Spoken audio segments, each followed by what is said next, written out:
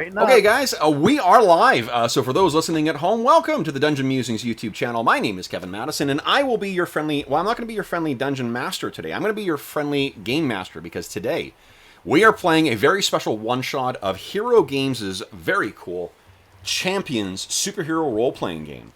And with me today are the stars of the one-shot, which I'm calling Contrition Corps.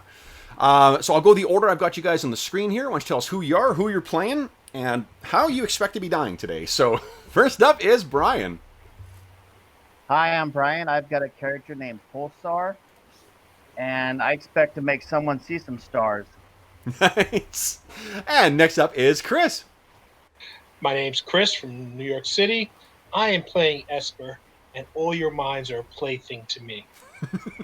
Nice. And next up is Wayne. Hi, I'm Wayne from Raleigh, North Carolina, and I'm playing Tachyon, the smartest supervillain in all of existence. Nice. And next up, at an ungodly hour in his hometown, is Steve. I'm playing Ogre today, and I'm expecting to watch all my friends die horribly when Pulsar screws something up. Nice. And last but not least is Sean. Hi, I'm Sean. I'm playing Foxbat. He has the powers of Batman, the fourth wall breaking of Deadpool, and the superhero villain charisma of the Monarch. Nice. Excellent. Yeah. Okay, so guys, as is often the case with my games, what we're going to do is we're going to start with a cold open. So what we see in the film version of our campaign is a sprawling canopy of jungle at night. You can hear the sounds of the jungle at night, of the creaking of trees as the wind blows through them. There is an overcast sky through which this kind of full, big, bright full moon kind of tries to poke its way through. You can hear the sound of the creatures of the jungle as well, too. But ever so slowly, what we hear is the sound, and I'll put the wind up here. There we go, a little bit of wind for background. What we hear is this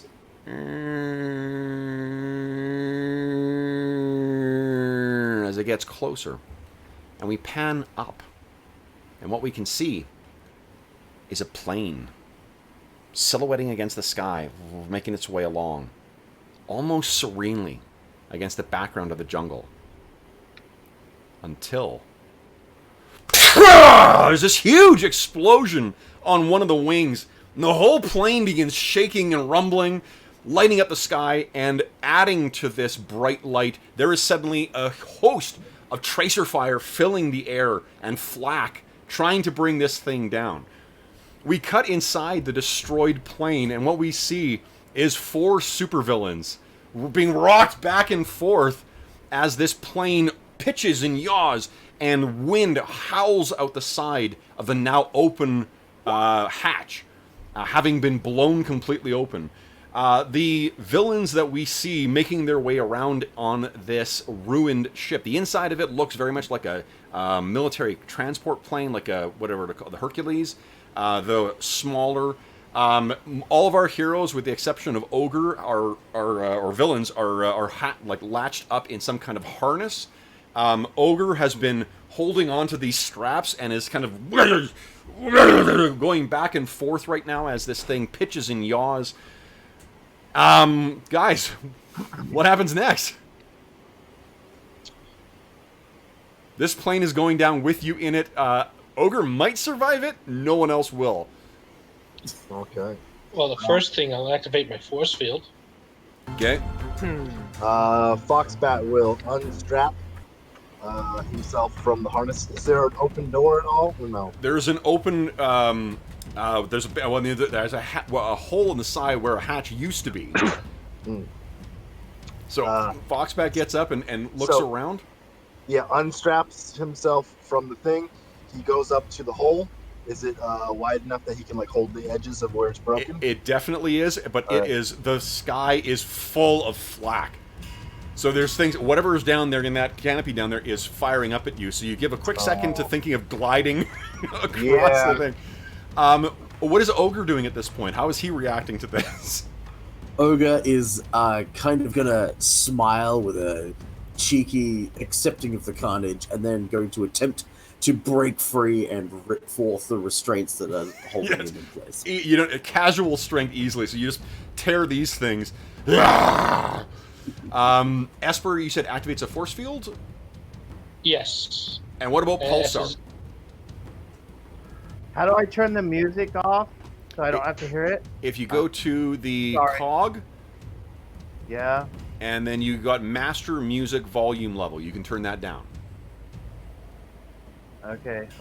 Or in my That case, just turn took it a up. second. I'll light up my force field. Okay. Your force field And, goes up. Now, sitting next to Tachyon, you look over at what is the remains of some other person. They have a military uniform on. Unfortunately, where their head was, you can see right past it is a hole in the side of the hull, and there is a like a computer of a high-tech kind of tablet thing that's sitting on their lap next to you. And when you see that there, let's see. Would you kindly give me a what's the science I want? It's gonna be some kind of electronics thing. Do you have like an engineering? I have electronics. Yeah, please go ahead and give me that. Ooh, awesome! Holy smokes. Wow, that's a good first roll of the session. You know that there's a dead man switch on this thing, and each of you has a head full of explosive nanites. All right, do I think I can So disable it, let's- or I should just take it with me? Let's cut back to 2 days before. So, what we see is a very, very boring-looking gray lecture hall. It's what looks like any kind of lecture hall or small like speaking theater. There's dirty whiteboards up front where someone has been scrawling stuff and it's never really been properly cleaned. There's a speaking station like a lectern, and then there are rows of stairs or of seats going all the way up. And what we see first is why doesn't someone give me a D5 roll, please? It's just /roll 1d5. I'll do that. Nice. Okay. 5. The door opens first, and the first person escorted in, I believe the casting was James McAvoy. Is that right? For Foxbat. Foxbat, yeah. Yeah. So in the film version of our campaign, Foxbat is played by James McAvoy, and he is escorted in complete wrist irons, leg irons. He has a orange jumpsuit on, and you've been transported from your prison into here. What do we see as he kind of goes in? He's being told to take a seat somewhere. So what do we see?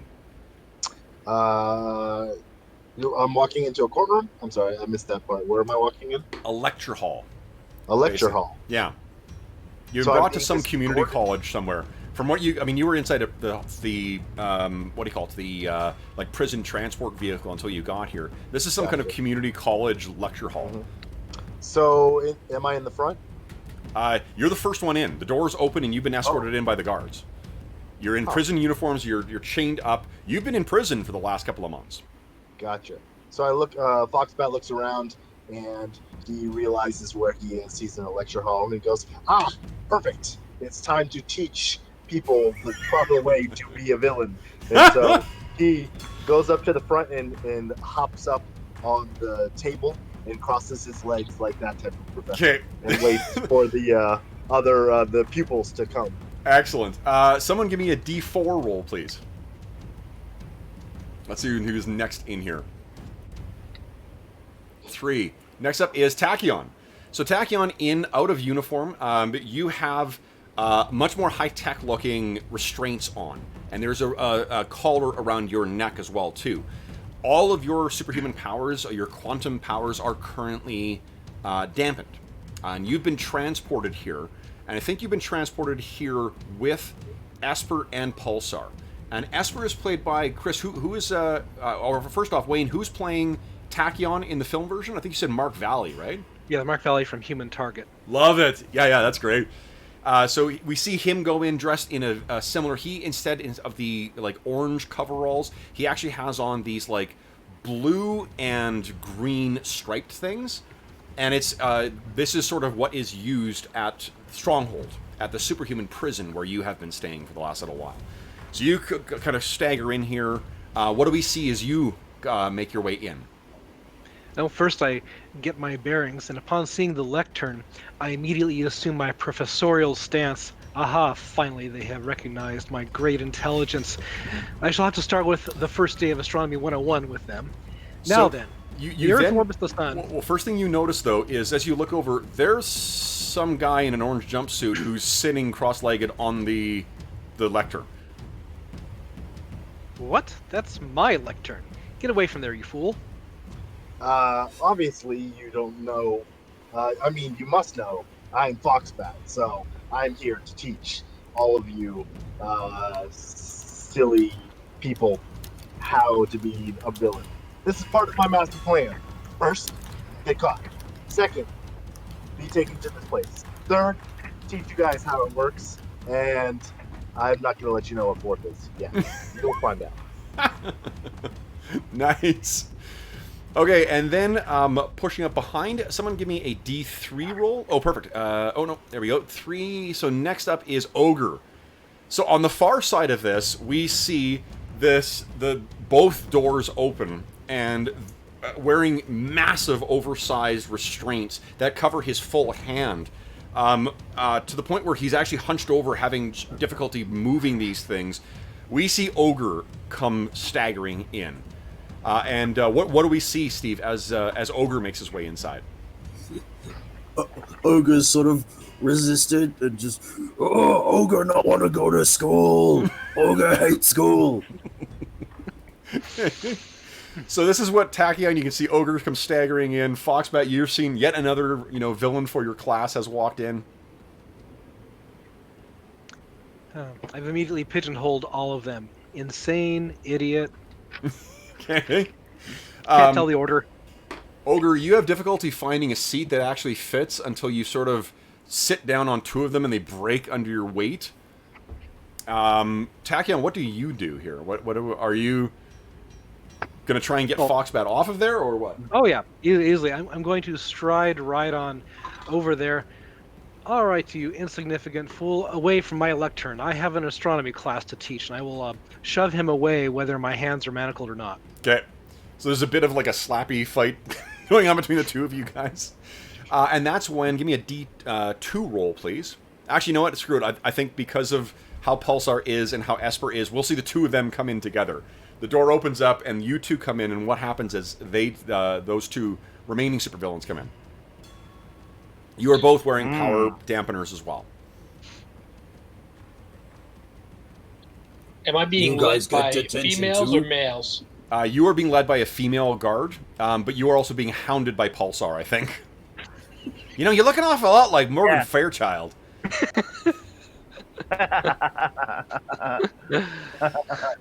Yeah. Like I always to get an a old charge. hag? When I'm around you, ES here, these are good times. Okay. So you guys come in, and as the last of you come in, the door near the front of the hall opens up, and this guy walks in, and this is the, stereotypical cigar-chomping, military guy. He's wearing all of his ribbons. He's, angrily takes his little Marine cap off, and he says, "That's enough from you guys. Everyone take a seat right now. Get off that Foxbat. Get your ass off that lectern." Foxbat will get up off of sorry. He will hop up real quick so that his feet are on the lectern, but he will lift his ass off the lectern so that he is now in a squat position, ready to teach the class. Okay. Instead of sitting with his ass on there. He walks up and he just shoves your butt so you fall forward, but because of your acrobatics, you just land easily on your feet. Take a seat. So what's your character's name? The Foxbat's real name? Freddy Boswell. So he looks at you, says, "Freddy, would you just take a seat, please?" I choose to take a seat because I want to. Over there. So you can make your way over, sits down. Ogre, you think you recognize that guy. His voice sounds familiar, but his face looks real weird. Oh, just like with the restraints around my fists, I'll just sort of like try and remember who that is, and then just bang my head a couple of times because it's not coming to me. Okay. Ogre, stop hitting yourself. You're gonna hurt yourself. Doctor, if you would kindly, and he gestures for you, Tachyon, to take a seat. I give him a raised Spock eyebrow and slowly begin taking a seat. Nice. Pulsar, leave that lady alone. Go and take a seat, will you? Sure, we'll save the best for last. Nice. Okay, and then Esper, do you take a seat as well? I will sit in the farthest seat away from all the others in this room. Okay. So you go way up the top. The guy, the military guy, is just kind of glaring at you, and he shifts the cigar from one side of his mouth to the other one. All right. That's a shock. I am Corporal Stone. When you address me, you will address me as Corporal Stone, or you will get a whooping. Are we clear on that, convicts? Yes, Corporeal Stone. Now, tell me, which one of you bright boys and girls, forgive me, Esper, which one of you bright folks can tell me what contrition means? Corporal Stone. Ogre, It is what I will make. don't you try and do think you're just going to hurt Christmas. yourself. Corporal Stone, no. That is correct, Ogre. Corporal Stone do know. Contrition is when you say you're sorry, but you ain't real sorry. You're sorry for another reason. Not what I think is... It's that stuff you put in your hair after shampoo to make it nice and silky. That is correct, I got Freddy. it. That is something you put in your hair to make it smell nice and shiny. Thank you, Freddy. Each of you has been convicted of crimes against your fellow citizens and against this glorious United States of America. But, Ogre just attacked bullies. Ogre, you knocked down a bank. And I don't mean knock over a bank. I mean you knocked that bank down. I had to throw the bully at something. Fortunately, your benevolent United States of America is happy to offer you an opportunity to redeem yourself and to give you a second chance. Or, in your case, Foxbank, a 16th chance. 17th time is the charm. Foxbat. Yeah, suddenly I you remember realize. now. Now, Oh, the United States government, in its infinite wisdom, has authorized me and my staff to create the Contrition Corps. And there's some guy who comes running in with a slide projector, puts it down, fires it up, and there's a thing that goes up. And this is a full-on, like, slide thing. This is not a PowerPoint. This is a, like, overhead projector type thing. Doom. Contrition Corps, it says on it. This is an opportunity for you convicts to pay back to the United States of America and its citizens and earn a full pardon in gratitude. You will be free of all of your previous misdeeds, and the hope being that you will learn from them misdeeds and become better citizens.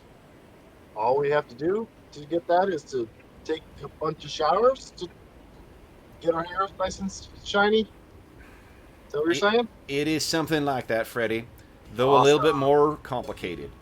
What you will need to do is undertake a mission of the suicidal nature. And upon successful completion of that, assuming you survive, you will enjoy your full pardon. And in the event that you offend again, you'll find yourself right back here for another opportunity of contrition. That is how forgiven your United States of America is. So it's going to be looking. Then, what your mission will be, assuming none of you want to go back to the hole, and Freddy, Oh no. assume you understand it's not going to involve a shower. I'll take from your blank stare that you understand what I'm saying. Now, Some of you brat boys may be familiar, if you're the geographical types, of a place You're not called a boy. Luganda. Forgive me, madam, you brat boys and brat girls, or brat girls possessed by an alien entity's mind. Whatever the case may be, there is a place. You may not be familiar with another country called Luganda. And you see, they changed the screens over, and boom, there's now a roughly drawn map of West Africa. And sandwiched between Cameroon and Nigeria, there is a little country called Luganda. This is Is that Luganda. somewhere near Kathmandu? It is nowhere near Kathmandu, Pulsar, but I thank you for your effort to try and interrogate the material. Luganda is run by a scumbag of the highest variety named Joseph Otanga. Joseph Otanga took control of that country in 1995, and he's one of the last surviving of the African dictators. Every other one has worked their way out. Everyone else has died. Otanga continues to kick around. Now, Otanga may be a scumbag, but he is a scumbag who has been of value to these our United States at times. Those times are past. Because, see, Otangu, going from being a bit of a problem as we go, he seems to have found himself in possession of something that he shouldn't have had, or at the least, he should have shared with his friends in these United States. And he gestures to the friend changes over and boom, puts down what looks like a mechanical head of some kind. It has these weird fins on the side. Does anyone have any skills in knowledge superhuman world or anything like that?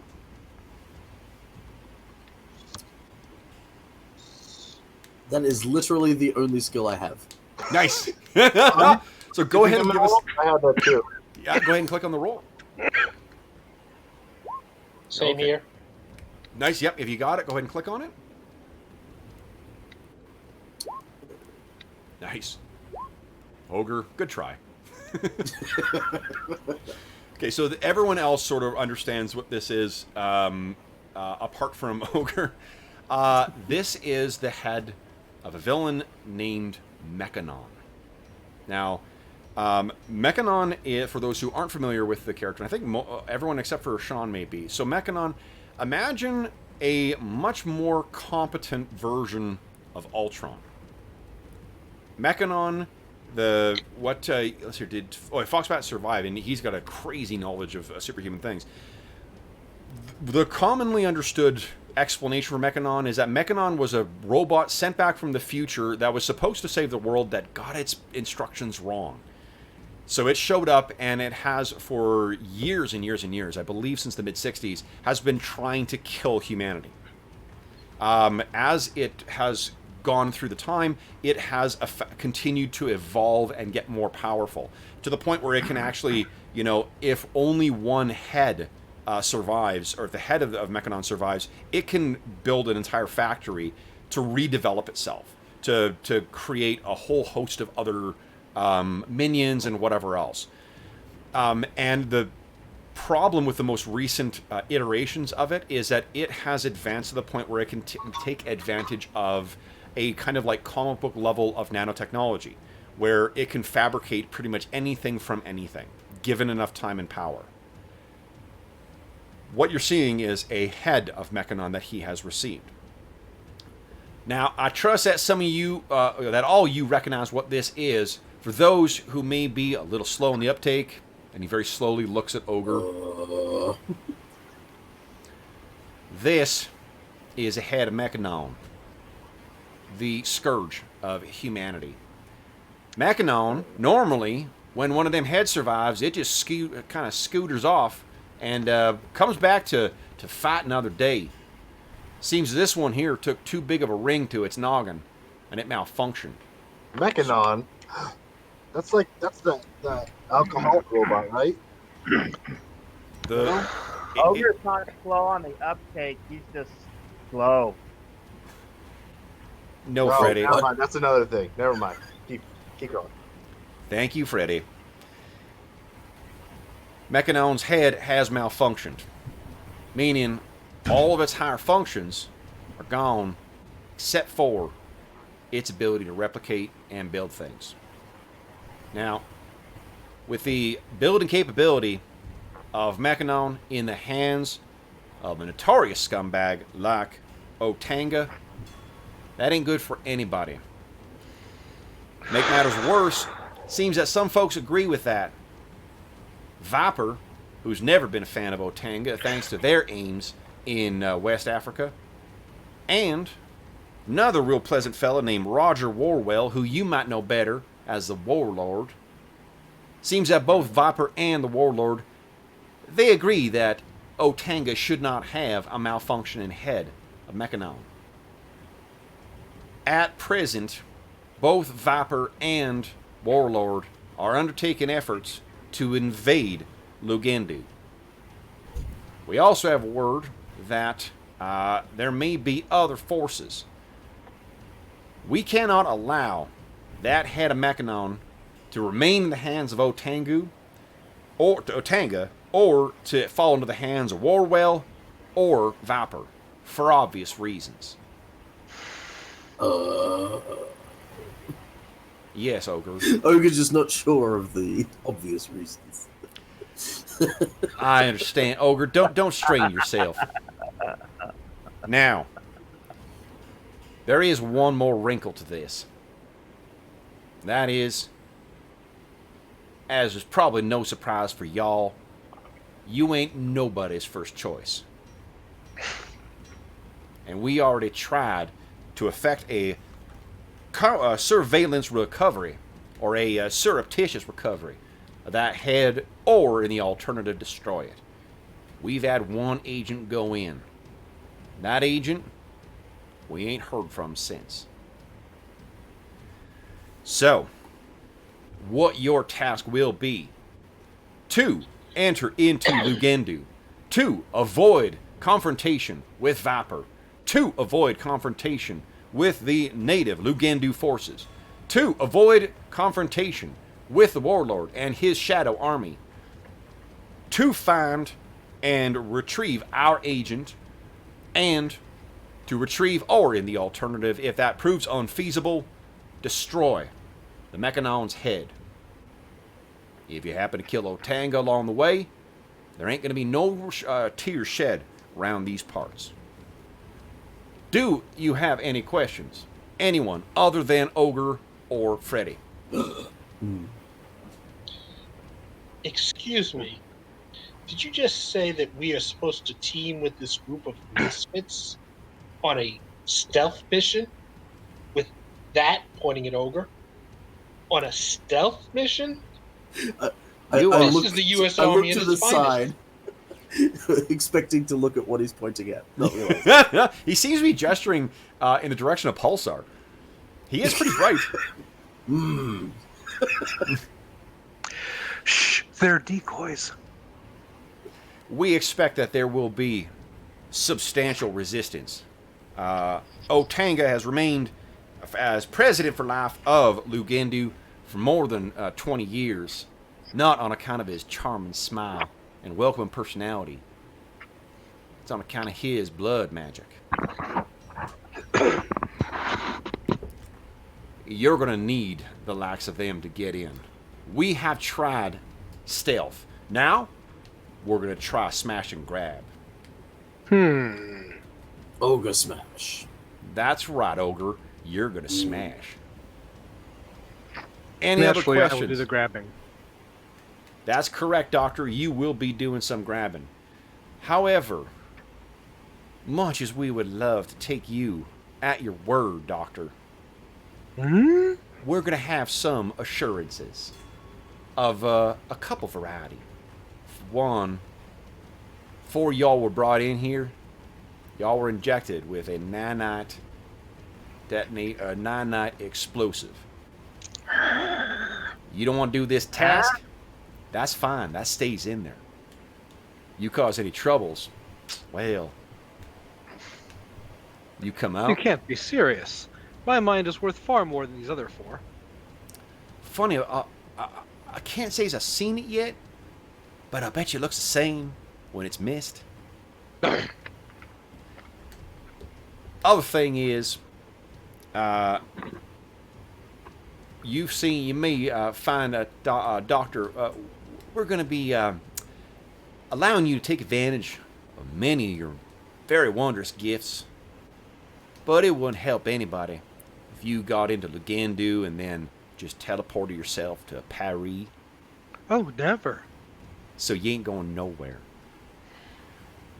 Now, y'all got any questions?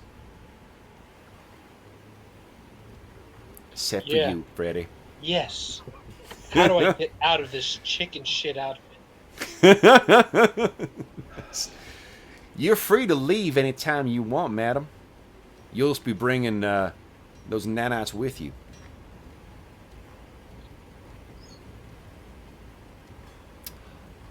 Oh, And what assurances do we have that you will get rid of these nanites when we complete your task? oh, you got no assurances except for my word.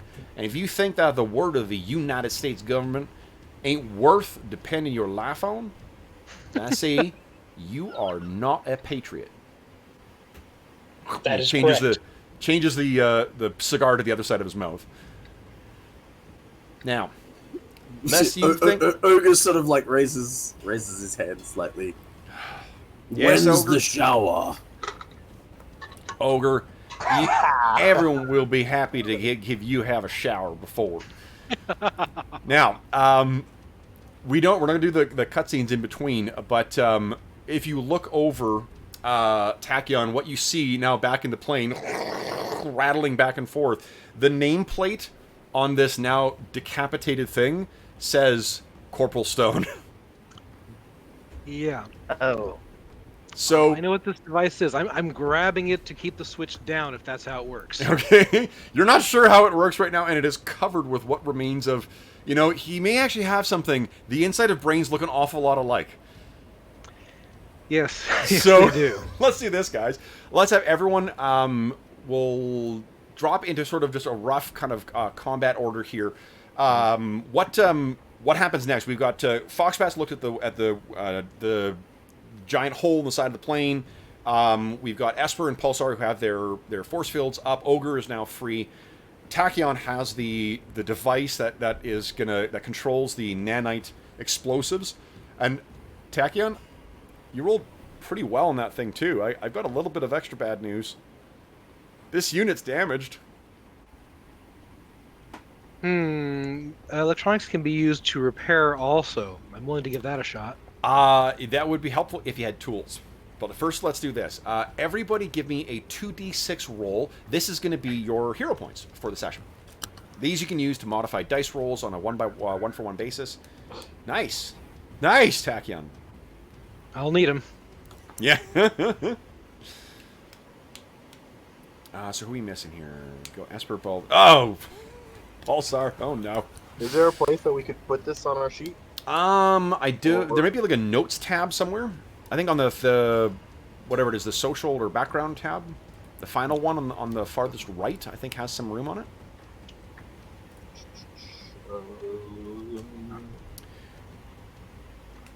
Leave it to Pulsar to roll one. All right, so guys, we are.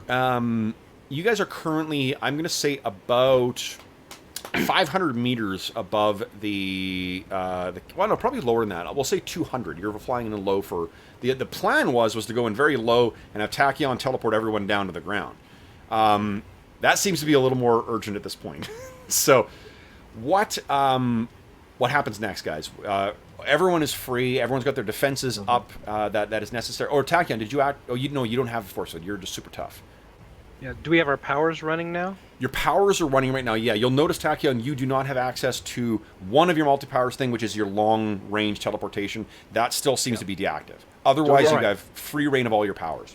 Are we in our costumes and all that stuff? You're absolutely in all your costumes. So, Foxbat, holding on to the ship, or to the hole, looks back at Tachyon, snaps his fingers and says, "Part 4 of the plan," and turns back to look outside. Okay. Boom, boom, boom. Still more flat going off, trying to take this plane down. Ogre's just gonna walk up to the hole, one of the holes in the side of the plane, and just sort of look out and survey what's going on down there, and sort of try and get some sort of understanding of what's going on. Sure. Why don't you give me a perception check? It'll be on the first tab of your character sheet, right at the bottom. Right at the bottom.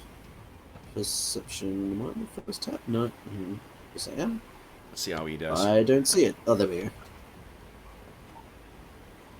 Nice. Okay, so with the penalty for range or whatnot, there's lots of explosions happening in the jungle canopy below you, and lots of explosions happening in the air around you, and there's like energy projectiles that are being fired up at the ship as well too. Also, now you're no expert, You are correct. but don't planes have two wings? Because this one, it's wobbling and about to fall off. What are the rest of you guys doing? Tachyon's been acting like the most smart person, right? Just, I know Pulsar's like the most powerful, Yep. or at least acts like it, but Tachyon's like full of himself, right? I think in both cases, they've certainly been telling you that. Yep, that's all that matters to Ogre. I'm just gonna like look back at Tachyon and go, fix this. Wait, are you saying the Right. wing is coming off, or the wing has already fallen off? It's about to fly off. And I assume that I would be able to see it standing in the hole looking out. What was Foxbat looking at stuff, or was he posing? No. Well, he was holding on to it, and he was looking. Remember, he looked out because he was going to jump out. Sure, yeah. Go ahead, give me a perception check. All right. So that'll be first tab right at the bottom in the center. There you Nice. go. Yeah, so you're looking over, and Ogre is sort of pointing at the wing, and like, oh, that ain't good. Can I do a skill check about that? What are you thinking? Or I don't know. Well, I'm thinking that I would shoot my glue gun at it if it made sense. But if it doesn't make sense to do that, Yeah. I think that's because your glue gun operates on charges, and I can't remember if I set up your charges I properly. believe there are 8 charges on all of my guns. Oh, nice. And are they on the first tab of your character sheet too? They're combat, or where were Right they? at the bottom, No, above they're above core. perception. Yeah. Charges, reserves. Yeah, 8 for each. Oh, nice. Okay, so then I'll let you. The inertia and the wind is sort of hitting the wing, and it looks like it's about to fall off. That's correct. And he's Yeah. trying to. Can I like grab onto the inside of the plane, like possibly even dig into the steel with it, and reach out and try and hold the wing in place to sort Yeah. of assist him with this? So let's combine those ideas. Ogre, give me a strength check to pull that thing in. Good at those. Which is probably, I mean, your strength's insane. Yeah. And you don't crush the wing. Foxbat, it's now in close enough, so why don't you... Let's do this. Go ahead and on your character sheet under combat, you have, just because this will be a crash course for you on how levels work. So under combat, Yep. at the bottom, you see where it says combat skill levels. Yeah, I have 4 different amazing ping pong ball gun Yep. things, but that's all it says. And then one overall. What an overall level is you can dump that into anything. Skills, attacks, whatever. So what we're going to do is we're going to tick each of them to make them apply. Okay, so I've done that for you. Now what you're going to do is you're going to pick, and you do this at the start of each of your phases, you pick where you want to put those levels. So in this case, if you want to really try and be accurate with your ping pong gun, you might want to put all of those into OCV, or you might want to put some into DCV, which will boost the effect. It reflects that you got a much better shot off on it. Gotcha. So I'll put half and half, maybe? Go nuts. It's only every 2 that boosts your DCV, or your DC, your damage class. Okay. Might I offer a suggestion? Of course. Yes, please. You might want to put it rather than. I mean, I don't know how you educated DCB, but into damage class to make the glue stronger. Right. Precisely what I'm thinking, yeah. But the OCV is so that I don't miss, right? Yeah, Yep. So I and the hit the damage right class is the not DCB, but the damage class is where you want it to Yeah. make it stronger. And the target number, like this is going to be a fairly easy shot. Hitting a there's going to be some effect for the wind, but normally hitting a hex is an OCV or is a DCV of 3, so it's pretty easy to tag the thing. So Then I'll just do all of it in DCV to make the glue stronger. Yes. Sure. Okay. So I will click 4 spots, and what about the overall? What does that do? Oh, sorry, not in DCV, in DC. Half DC. Got yes, it. that's Got right. it. Yeah, it's Alright. half DC because every 2 combat levels you put into it boosts the DC by 1. Gotcha. So we were thinking the same thing. You just said it wrong. Exactly, I said it wrong. It's all good. So okay. So then, what about overall? Does that matter? Overall, again, is a one you can put into anything. It's a flexible, like, multi, skill thing. I'd maybe put it, because it's not going to boost your, precisely, into OCV. Now Got it. go to your powers tab and click on that glue gun, and let's see what happens. Right. I will roll 3 6s, which Go. would be awesome in any other game. Let's go. Ah, Holy shit! Jesus. So it is a hit, but it's just barely. I think Ogre's thumb is caught up in the glue. So I would have to roll this under a 7 to, like, usually make it work. Say again? Because it says 7 in the right corner, I'd usually have to roll under a 7. No. What it tells us, the hit DCV. What this does, so, like, old school way, the way you would calculate what number you need to roll on 3d6 is you take 11, you'd add your offensive combat value, your OCV, subtract the DCV. That tells you what the number is. Okay. Rather than going through that rigmarole, what this does is it just tells you what DCV you hit, so we don't have to worry. Okay. Yeah. Got it. Okay, so I hit a 5 DCV. Okay, which is it's actually good enough because it's a 3, and I was going to give you a -2 because of the wind. But I think that's because it's funny. You catch Ogre's thumb in it as well. Gotcha. Roar! Ogre, your thumb seems to now be part of the wing. I'm just going to assume that Foxbat knows what he's doing. Hey, so I'm a plane. I'm part of the plane now. Okay, so Ogre is partially now. Cutting back to the rest of the guys, what are Esper, Pulsar, and Tachyon doing? I was going to call everyone. To me, we're going to have to port out of here soon. And then I'm looking around for anything close to tools or other MacGyver-type materials that I might grab and take with us. And I also intend, if times 8 mass is enough, to take a dead corporal stone with us in case he's got something inside him that keeps the dead man switch working. Awesome, good thought. Okay, so give me a perception check, please, Tachyon. Let's see what. We'll just let this dictate what stuff you find around the ship. I imagine there are stuff there. So you got some basic, like, there's like some basic tools that you could work with. It's not like fine electronic stuff. I think Foxbat is currently looking cool. The wind blowing in his hair, looking out the window, just standing perfectly still. What's Esper and Pulsar doing? Esper you're saying people are shooting flak at us. Yes. Well, I want to search for the mine that is in charge of the people shooting the flak at us. Okay. So let's see here. That'd be a mind scan roll then, please. That would be a mind scan, yes. Let's see here. I need a +10 to be able to lock on. And it would probably be, I was looking at it, I'm guessing it's somewhere between 100 and 1,000. Yeah, I'll give you people. I'll give you -4 to the. What I'll do is I'll just calculate the penalties onto the DCV that you need, or DMCV. Mm-hmm. So it's an unfamiliar mind. It's a relatively big area. So go ahead, put your levels where you want to have them, and then click on your mind scan. Does she have levels? She doesn't have levels. I didn't think she had levels. Oh shit! Then I'm just rubbing it in. It's who she is. Okay. And where's the mind scan? Mind scan. There it is. Seeking.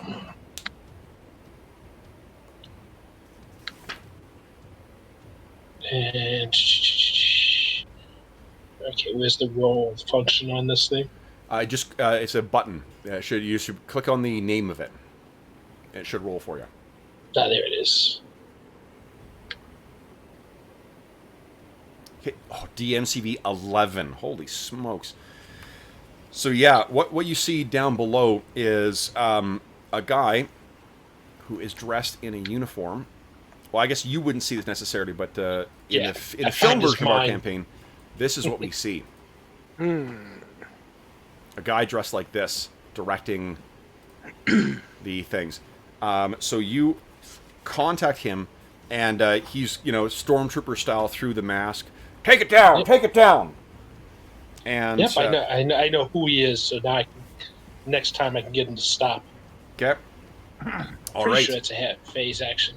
Yeah, I mean we're kind of in loose time right now too. So if you want to carry on with a scene on you to try and do something to this guy, Yeah, I want him to have order the people to stop, so that would be my control. okay, please do. And that's why I need to find him first. Yep. I can mind control him. Okay, and go ahead and make your. Oh, I gotta roll the 10 dice to make sure I have a strong enough. Well, you still need to make an attack roll on. You can target him with it now. It doesn't mean you automatically hit, so you still need to make the attack roll with mind control. No. I on the mind scan. Oh, it already rolled it for you. Did it Yeah. roll the damage? Yeah. Okay. Yeah, seeking, you rolled a 42 effect. Okay, so then I'm sure that's more than plus 10 if his. It is. Oh yeah. You go. Yeah, great. Okay, so the attack DMCV 9, it hits, 36 effect, and you just wanted him to cease fire. Is that right? Yes, because I want to keep it simple. Otherwise, then I might fail. Yep. So I think that's good enough. So yeah, he says, we see things. He does that thing that everyone does when they're mind controlled in films, where his head kind of jerks a bit, and then he says, "Everyone cease fire! Cease fire!" Flak is no longer filling the air. Pulsar, what are you doing? I say, whatever flips your switch, new guy. Do you do anything? Uh, You're currently in a plane that is flying down.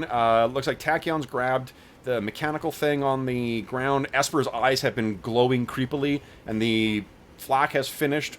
Ogre seems to have glued his finger to a wing, and Foxbat is posing Part of for the the plan. camera. everything seems to be going pretty well for Pulsar. I'm Okay. just back and enjoy it. It's all coming up, Pulsar. All right. So Pulsar's up and no doubt delivers that line. What happens next, guys? Tachyon, with your strength, you're easily able to toss this guy over or the remains of Corporal Stone over your shoulder. You got the electronics in your other. You got the what do you call it? The case. What is the maximum weight you can carry, and how far can you go? It's times 8, and there's like 40 meters or so on it. So, was there any water nearby? Were we coming in over the ocean at all? You're coming in. Oh, there is actually a relatively small lake nearby. Yeah, I was gonna say this was an internal country.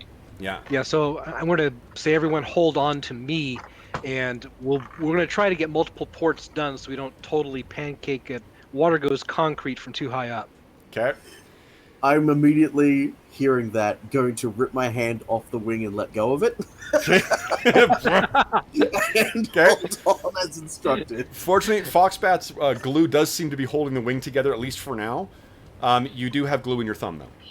And Foxbat, during this whole time, has just been staring regally out the thing, like, picturing himself on top of a building, the wind catching his wing. Unfortunately, Foxbat, the explosions, all those cool fireworks that were like silhouetted against your, or that were like highlighting your silhouette, it's all gone now.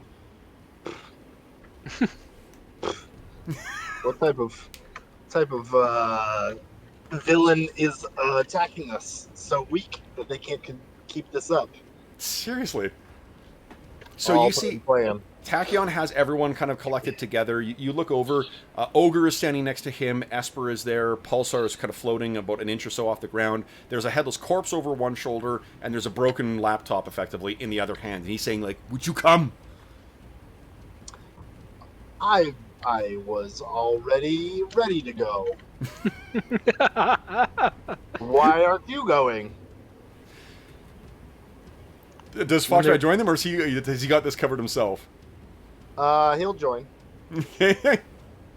So you head over, and from where you've kind of gathered, I'm picturing that you can see where the what do you call it, the land is outside. Your maximum non-combat is going to be 80 meters, so you'll have to drop another like 120 to reach the effective like drop point for you. So let's do it this way. Let's we'll have you make a perception check that'll kind of reflect your spatial sense. Tachyon's got to have some kind of extra spatial, ability to judge where he is in relation to other things, right? I might want to spend a luck point or two on that. I'd say that's a good call. Is one going to be enough? I'll spend as many One as will it be takes. sufficient. Yeah. This is All not, it's a combat stressful situation, but so you guys all kind of collect together. What do we see when Tachyon's teleportation power manifests? Well, there's this strange blue-green radiation that envelops everyone. Of course, none of these fools know it's Kelverite radiation, which is the source of all my powers. Yep. And the light just blindly goes so bright that the camera can no longer see, and then the camera begins to fade back in again, and we're kind of rolling in this giant tumbleweed of supervillains through the air. I have position shift on this slot, so I've aimed us correctly, and I'm thinking of this as kind of teleporting as though I were a flying supervillain, and maybe everybody else has a different view on this. All right, so you guys suddenly find yourselves tumbling through the air. You're maybe like 10 meters above the water and about to fall in. Let me quickly shift here, and then I will need to, because I got to reposition where I got your tokens. And where is the lake? Oh, that appears to be the extent of the lake. Oh, hold on. Yeah, that's the lake. Okay. Boom. It's not really much of a lake. Are you showing us something? I can't see anything. You have to drag us to there. Oh, I'm going to yet. I'm just positioning you. Oh. Yeah. Oh, okay. You said boom, so I thought that you meant boom. There it is. No. That's Well, because I'm weird. physically incapable of moving any tokens without making noise. So, Gotcha. you know what I'll do? Give me one sec here. I'm going to do something else Gotcha. to facilitate a better placement here. Give me a sec. Who can fly? Who can't fly? Well, Ogre Esper can can definitely fall. cannonball. So Esper can fall, Ogre can fall, I can fall. Tachyon falls I too. fly. Pulsar flies. Okay. So Ogre, Oh, Freddy, you do not fly. Ogre and Foxbat have a history, so they know each other. Yep. And Ogre kind of cares for Foxbat, right? So as they're When I can remember you. as they're tumbling towards the earth, Foxbat reaches out his hand to Ogre's hand as if in to help. Yep. So what does Ogre respond? As we're falling, sort of just a moment's sort of reflection and confusion, and then sort of getting my bearings, I'm going to pull Foxbat's hand and sort of curl up into a ball so that I'm going to absorb most of the brunt when we connect. Okay. And sort of Well- a reflexive protection. Well, as Ogre reaches for Foxbat's hand and Foxbat and Ogre's eyes meet, Foxbat adjusts his body, pulling his hands back, uses his feet to push off of Ogre's fist, flips his wings out, and then waves as Foxbat as Ogre falls and glides. Okay, so we'll have. Magnificently. All right, so Ogre is going to land somewhere else. Pulsar will be flying over here. Esper can fly? Is that right? No, Esper can fall. Esper can fall. Okay, so Esper and Tachyon will land here, and Foxbat is gliding wonderfully over everyone else. All right, so let's. Part 5 of my plan. Boom! And Ogre hits the ground. All right, so let me quickly reposition you guys here, and then we'll set up the initiative tracker here. Because this is where you find yourselves, guys.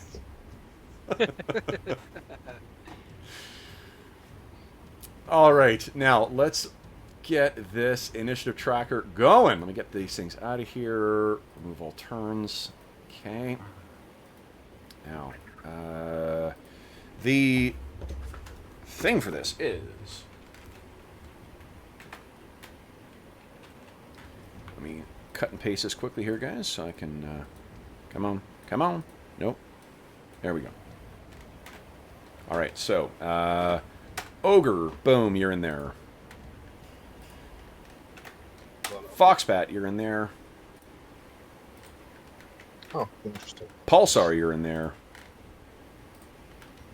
Ready to shock the world. Esper, in there. Tachyon is in there.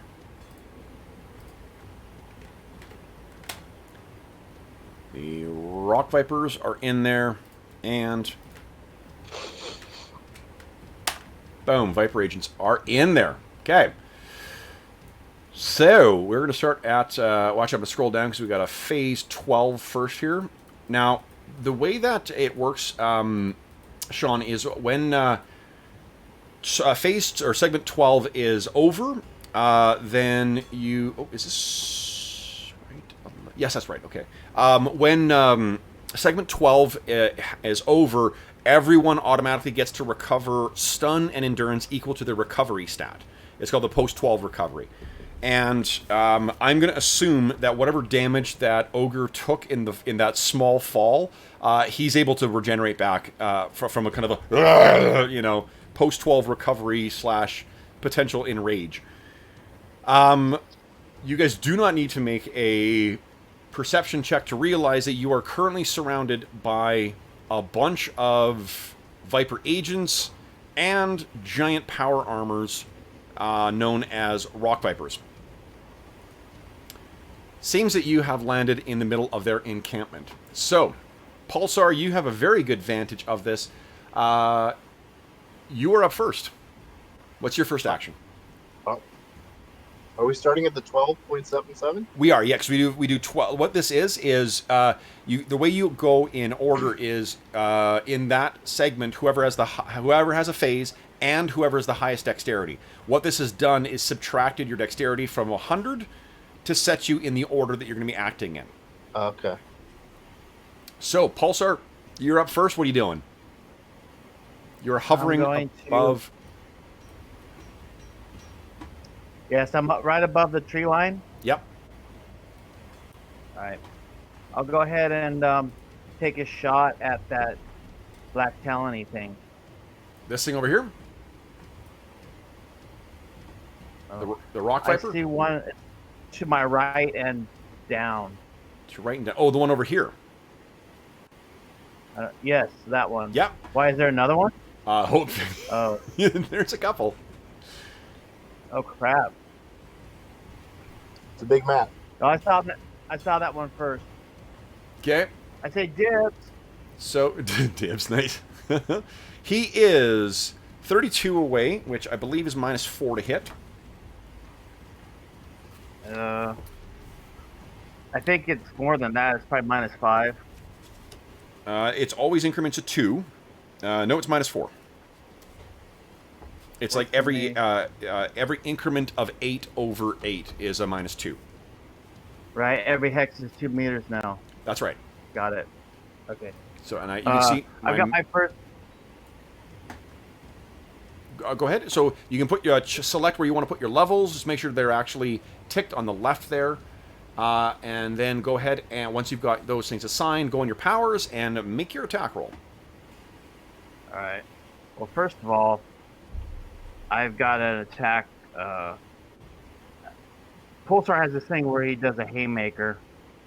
I also want to target the hex that he's in rather than shooting at it. Okay, I'm going to spread. If you're going to do a haymaker, it's not going to land until next round. So that means that you're getting ready with your haymaker and you're at half DCV.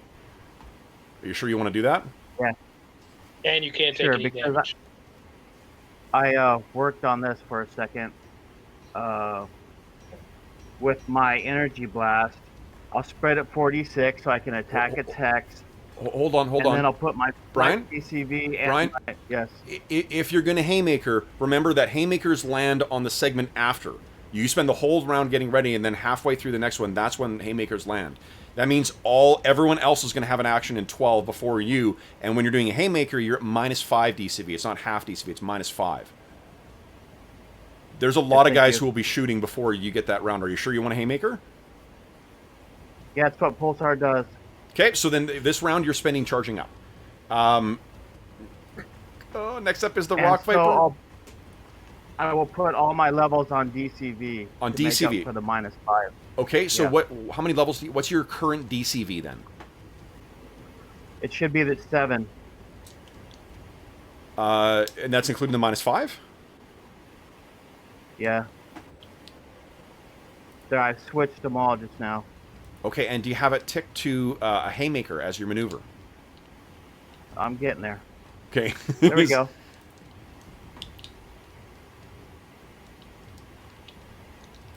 That's my turn. Thank you. Okay. Okay, well, your DCV is a 6 right now. With the levels in there. Yep. Okay. Alrighty. All right. Okay, so the next up is the Rock Vipers. Now, I'm only going to give them...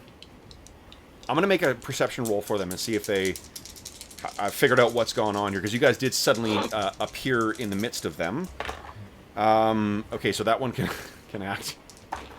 That one cannot. Nope. That one can. That one can. Okay, so we got 3 of the 4 Rock Vipers. Oh, there's one more.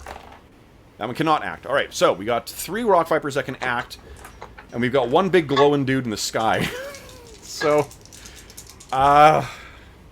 we see on the end of their, the end of the arm, there's this massive cannon. It rotates, and it'll dump its levels into OCV at this point. It's 22 minus 6 is a 16. Pulsar, you are hit. Sorry. So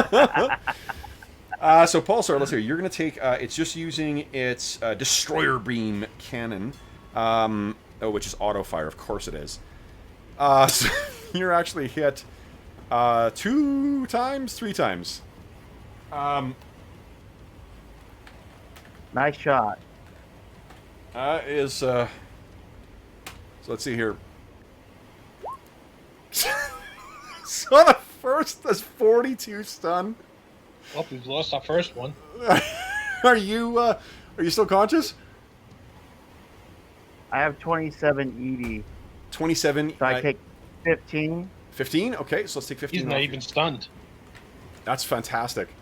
Okay, and that second auto fire. How much is your ED? 27. Nice. So no damage from that second one. And third, 22 damage you take in total. Jeez. Nice. Okay, so Pulsar is kind of... Because you're stunned now, right? Pulsar is currently falling from the sky. Then we've got another one. Oh, Foxbat, you're in the air. Use knockback? I'm not stunned. I got 23 con. You took 27 damage. After is that what it was? ED, yeah, it was 49 minus your. Sorry, no, you took 22. 22. You said you had 23 con. 23 con. Yeah, ignore me. Then you're not stunned. Never mind. You're just quite badly banged up. Can Okay, you do Down to knockback? 13 stun though. now Foxbat, I'm attacking you. You have the option of aborting or just leaving your levels where they are. DM, do you use knockback rules? I do, yeah. Yeah. He's airborne. That's right. So he gets the extra dice. Let's see here. That one would have been Get knocked out. 2, 3, 4, 5. So that's that's 12. Let me roll here. Oh God, yeah. So Pulsar, you go flying. 1, 2, 3, 4, 5. So you're over here right now. Thank you for the reminder. I love knockback. I believe that Foxbat should be on the ground or close to it because he's not flying up in the air. He was just gliding down. Then I'll give you some cover from the jungle here. And what is I would like to do a block aboard because I just saw Pulsar got destroyed by. So a block is not going to help you here. Dodge is what you need. Okay, there's Dodge. martial dodge, and then there's other dodge. Martial dodge is better. It's like a better version. You would Yeah. have paid character points to buy that. Got it. I will do that. Okay. And then being the canny champions player that you are, I think I heard you say on the way down that you put all your levels into DCV. Do you Sure, guys why remember not? hearing that? Yes. Because I why do. wouldn't I do that? I don't need to glue a plane together anymore. No. All right. So let's see here. So then once you finish all that stuff, check on your first page. Tell me what your DCV is. With all that in, I'll make my roll here. There's no way that's going to hit you. With all that defensive stuff in there. All right, so they have also opened fire. Let's hear. The other one is going to... oh, God, Pulsar, I'm so sorry for picking on you here. You are the flying glowing guy. That one does hit a couple of times as well. So let's do this here. Pulsar, I'll let you modify your stun as appropriate. Boom. Oof. Boom. I didn't see that one behind me. No. So, boom. Let's see here. 6. All right, so you go another 3 over here. Are you still conscious, or are you out of stun right now? I don't know. There's so many hits I'm taking. What did Yeah, you hit me so- twice again? I hit you twice once for 53 without a reduction for endurance or damage or whatever, and then once for 47. Nice shooting. Ooh, it's very least to be stunned, but if you're unconscious, that doesn't matter. So I think I got 26 to stun me the first time Okay, so Pulsar is And- beginning to fall from... and knocked me out. Okay, so So I'm Pulsar is no longer 13. glowing and falling from the sky. I have attacked with all of the Rock Vipers who are able to act. Ogre, there's people shooting around you. So the one that most recently attacked Okay. Pulsar, is that this one over here? That's correct, yeah. Wonderful. I would like to use my leaping power Okay. to leap directly towards that one, and I Okay. would like to perform a move through. I'm gonna try and smash it so hard it falls over and land on the other side. Outstanding. Go ahead. Let's see here. So set up your... does he have combat levels? I can't remember. Yes, he has 3 combat levels for Nice. hand to hand, and I've put all of them into OCV. Outstanding. Go ahead and set the velocity and whatever that you need. Yeah, Okay. so I've played Champions before, but I've not really done this in Roll20 before. So you Okay, may sure. need to Yeah, walk no me problem. Let me take a look here. So we will be under the combat tab. Under other modifiers, you're going to put in what your velocity is, and you go ahead and put in whatever your half move is. I'll let you have the full, not the distance you move, the full speed. So which tab is the other modifiers on? Sorry. So it's under combat, Combat. and then you see on the top right. Yes. Oh, okay. So half of my 48 You got it. will be 24. This is gonna hurt. And move through. You take what, half of this? Is that right? Yep. Yes. Yep. Okay. And then go ahead and And roll. yeah, each square is what? 2 meters. Yeah. So 2, 4, 6, 8, 10, 12. It's almost exactly to where I need to be. So that's Perfect. Go ahead and make your attack roll. Let's see what they've Okay. dumped all their levels into OCV. So Yep. So I've ticked move through. I've ticked my OCVs. Okay. Now I just go to my powers tab and hit the hand-to-hand attack. and hit the unarmed attack. You got it. Yeah.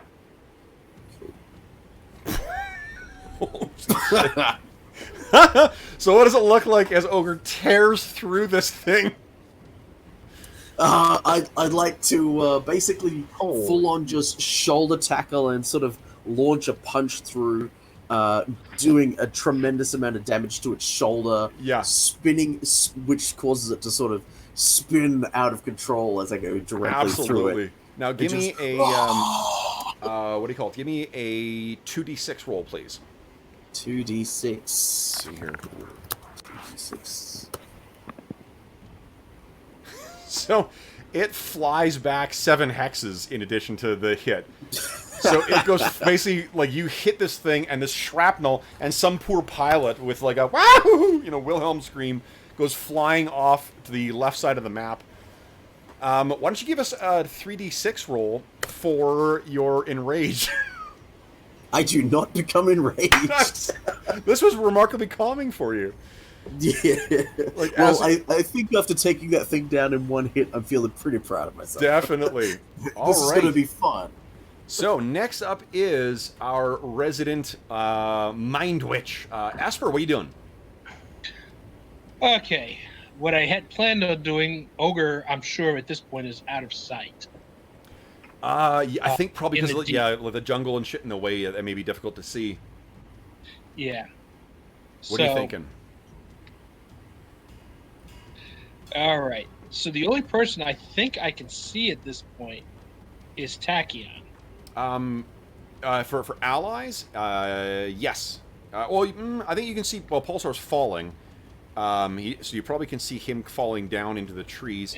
And Foxbat, you could give me a perception check. Let's see if you can spot him.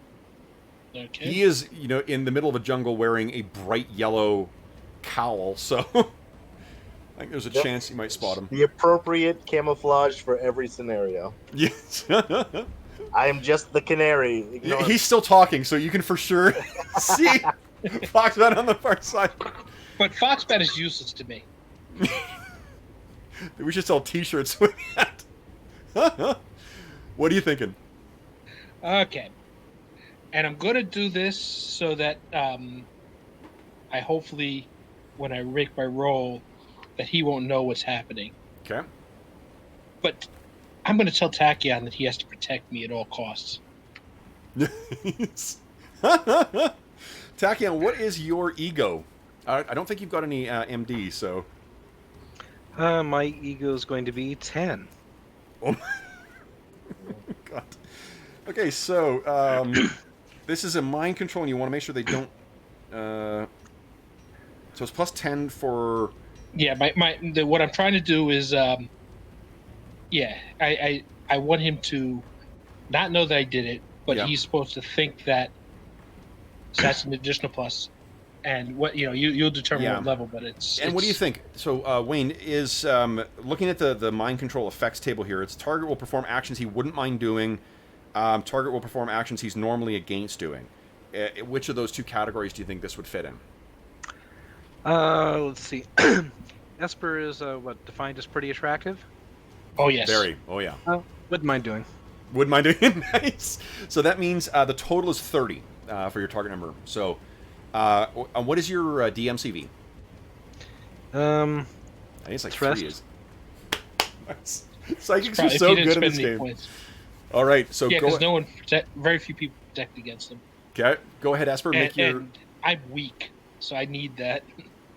Yep. Hit DCV 6, so yes, 38. There you go. So -5 to the breakthrough roll, and. What do we see in the film version of this as... When Esper uses her powers, her eyes glow. And she doesn't do the Charles Xavier putting the fingers to the head thing, because I hate that he's always got to put his fingers to his head. Yeah. Her eyes glow. I actually wrote it down. But I can't find it right now. It just says her eyes glow when she uses her power. Okay, so your eyes. So her eyes glow, and for a brief second, Tachyon's eyes glow. And in the film version, you'll hear the disembodied voice. Yeah. That goes, protect me at all costs. Awesome. Speaking of Tachyon, he can do Tachyon, anything else as long as he protects me. Okay. You can free float him. Before we move on, you attacked, so that's the end of your thing. Yep. Yeah. Sorry, I changed my endurance to reflect the powers that I've used, but it somehow dropped all the way down to 20 from like 80 something. So there's a fucked up thing with the tokens. They don't body, stun, and endurance for some reason always drop to 20. Is that on your character sheet as well, or just the token? Yes, yeah. It's because I went to my character sheet to double check to see what my endurance was, and it's now also at 20. So I don't know what the. So here's what we'll do, guys. Is so ogres endurance should whatever's on the characteristics thing. That's the correct amount. So your endurance should be 65. Your stun should be Yeah. 70. So here's what I can do: is I can uncouple them. If you're gonna have to it won't track back to the character sheet, but I can uncouple them from the tab so that the tokens. So the tokens will just track the amounts of like the amount out of 65, the amount out of whatever. Mm-hmm. Here, let me do that for you. Boom, boom. None. Okay, so they will display properly. It just will not track back to the character sheet. And I think you can all see. The reason I do this is because that way you guys can all see where everyone's at. Mhm. Yep. In the same thing. So let me quickly do that. Is that displaying correctly now, or what you can do is so my token's still wrong, but my character sheet's still wrong as well. Okay, so go ahead and just change your token to whatever it should be for your current body, your current endurance. So my endurance is 65 minus 9. Yeah, I don't know why it does that, and to be honest, I don't know anything about coding, so I don't know how to fix that either. It's something I want to poke at. Everything else is so good on these character sheets. It's infuriating that thing screws up. Although I suppose it's a free sheet, so I mean, like, really. Yeah. Exactly. No, so my token's correct, but my character sheet isn't. So okay. If when we get to post segment 12, I might need to manually do it. Sure. Okay. Now, I think I fixed everyone's token here. Next up is Tachyon. All right.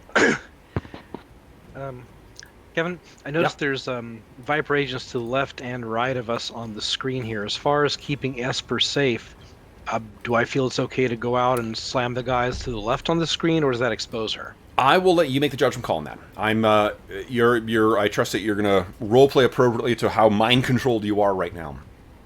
Yeah, my thought is, it looks to me on the screen that she's currently has plant cover to all the people over towards the east, basically. Yep. So I'm going to go and help smash everybody over on the west, because as much as Pulsar's a nincompoop, we need him.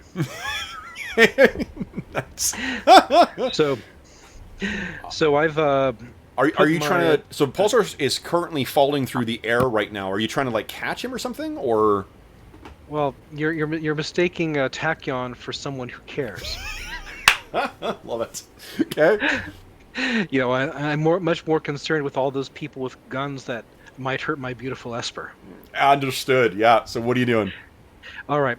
So, the agent closest to where Pulsar is falling, I'm going to use my main teleport, which is more than enough to get over there on a half move. Yep. Put my 2 combat levels in DCV, and then I'm going to punch that guy.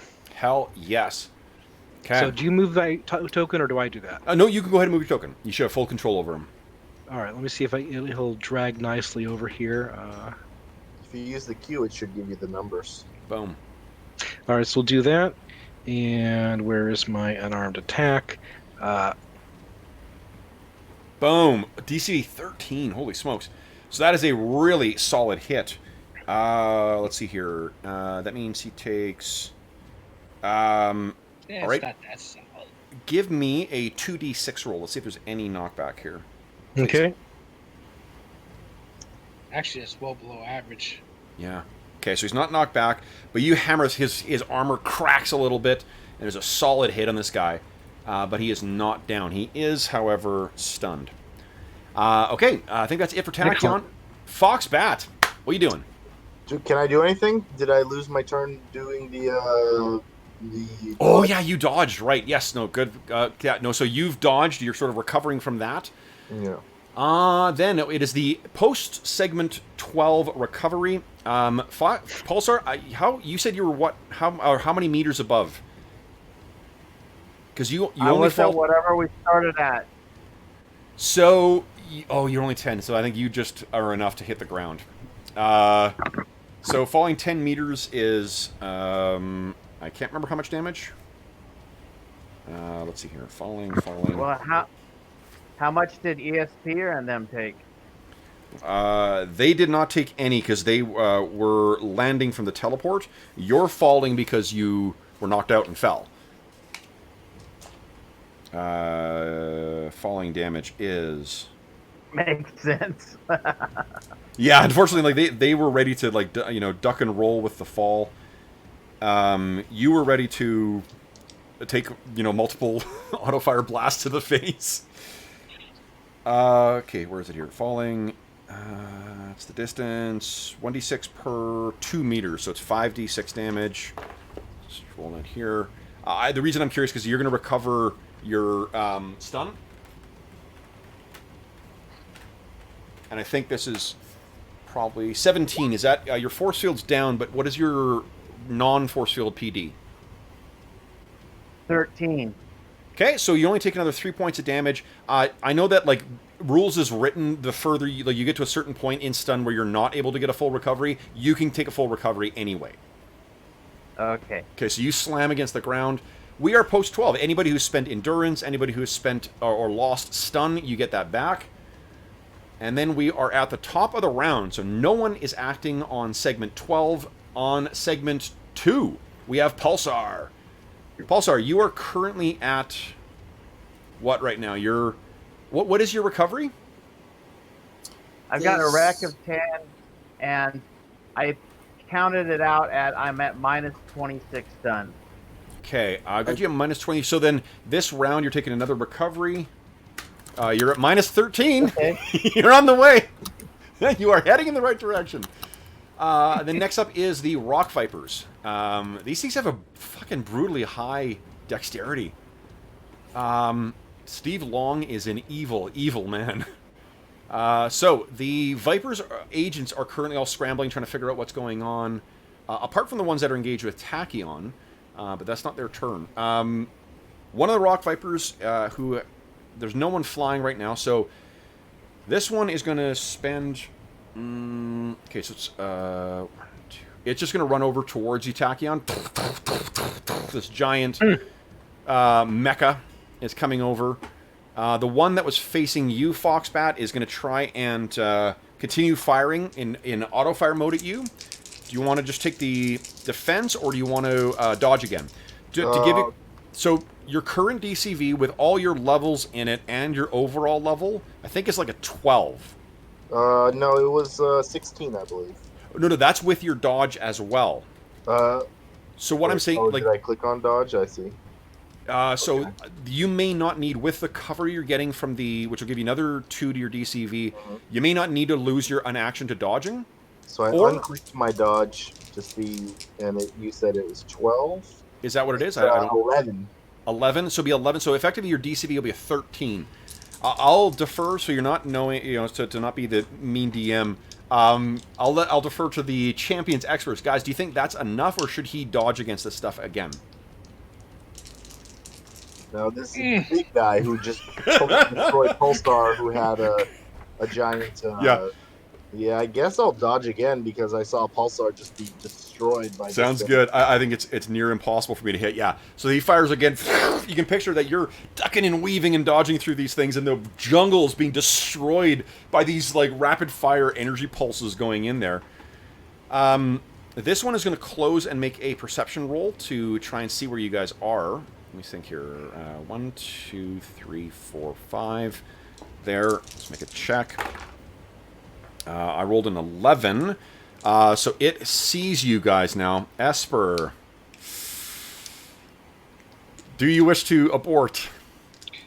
I will not abort. You know what? Hold on. That's going to be its action. Because it was actively searching, I'm going to count that as its half-phase action. The one over here, there's like, giant fiery engines beneath it that it takes to the air. So this one here that's over the water, it's in the air trying to get a better angle on you guys. I'll put a little token on here. Let's see here. What color here? Ochre's airborne. There we go. And then this one's going to start closing on ground. And this one is going to start closing.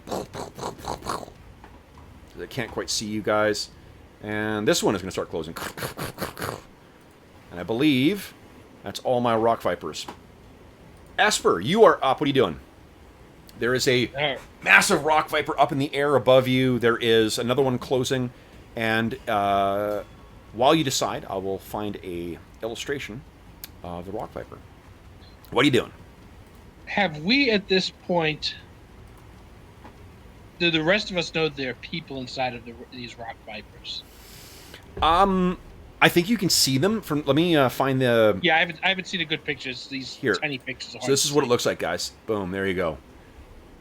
This is technically a Black Talon used by Dr. Destroyer, but there's not a lot of really awesome-looking giant mecha that are not, DC or Marvel characters. So this is what this thing looks like. You can quite clearly see there's a pilot inside there. I can see a pilot. Definitely. I can also not see code against killing in my disadvantages, so Ogre does not care. That's because he made his villains. Yes. Although there are some villains with codes against killings. I think Foxbat has that. Probably. It looked like something in my background. Yeah. Yeah, there's a few others who have it. Yeah. So, is the red the flying one the easiest one to see? Yeah, absolutely, yeah. And that one does not, although the one over here seems to have seen you. All right. Just from the way it's So- bringing its gun up towards you. The one above you may not have seen you yet. Okay, the one bringing its gun up towards me. Yep. I'm going to mind control that one and tell it to destroy his teammate. And I Love don't it. care if he knows that I'm doing it. Okay. So then that would Yeah. be, I think, Ego plus 20. Go ahead and make your attack roll. Yep. Wrong tab. There we go. Powers tab. Holy shit. Nice. All right. So this guy kind of hits, is about to shoot you, and then we see the flash in his eye, and he kind of, and it's aiming up now at the flying Rock Viper. And I will let him go before the other one. Tachyon, you have a Rock Viper on you, and you have a couple of other guys. What are you doing? And there are several who are attacking me. Yeah. Oh, wait, someone's Attacking actually. us. Do I see that anyone's currently aiming and shooting at Esper? I don't think you do. No. Unless All you're. right. Well, you know what? It makes sense that you would be looking for it. Take a half phase and give me a perception roll, please. Let's see here. Oh, these Viper agents are not displaying properly in here. I think I screwed up when I set it up. As they say, problem between keyboard and chair.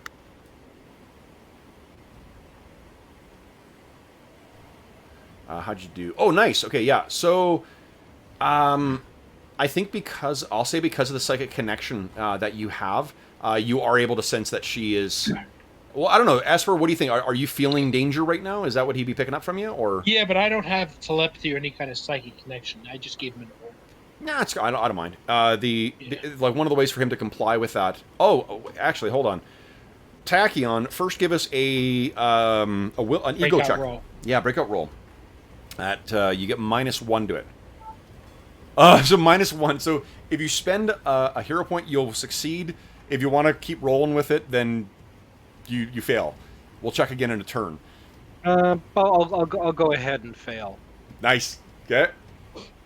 Awesome. Okay, then what are you doing? So I'll say that there's a residual kind of sense you can at least see there's a giant flying Rock Viper above where she was.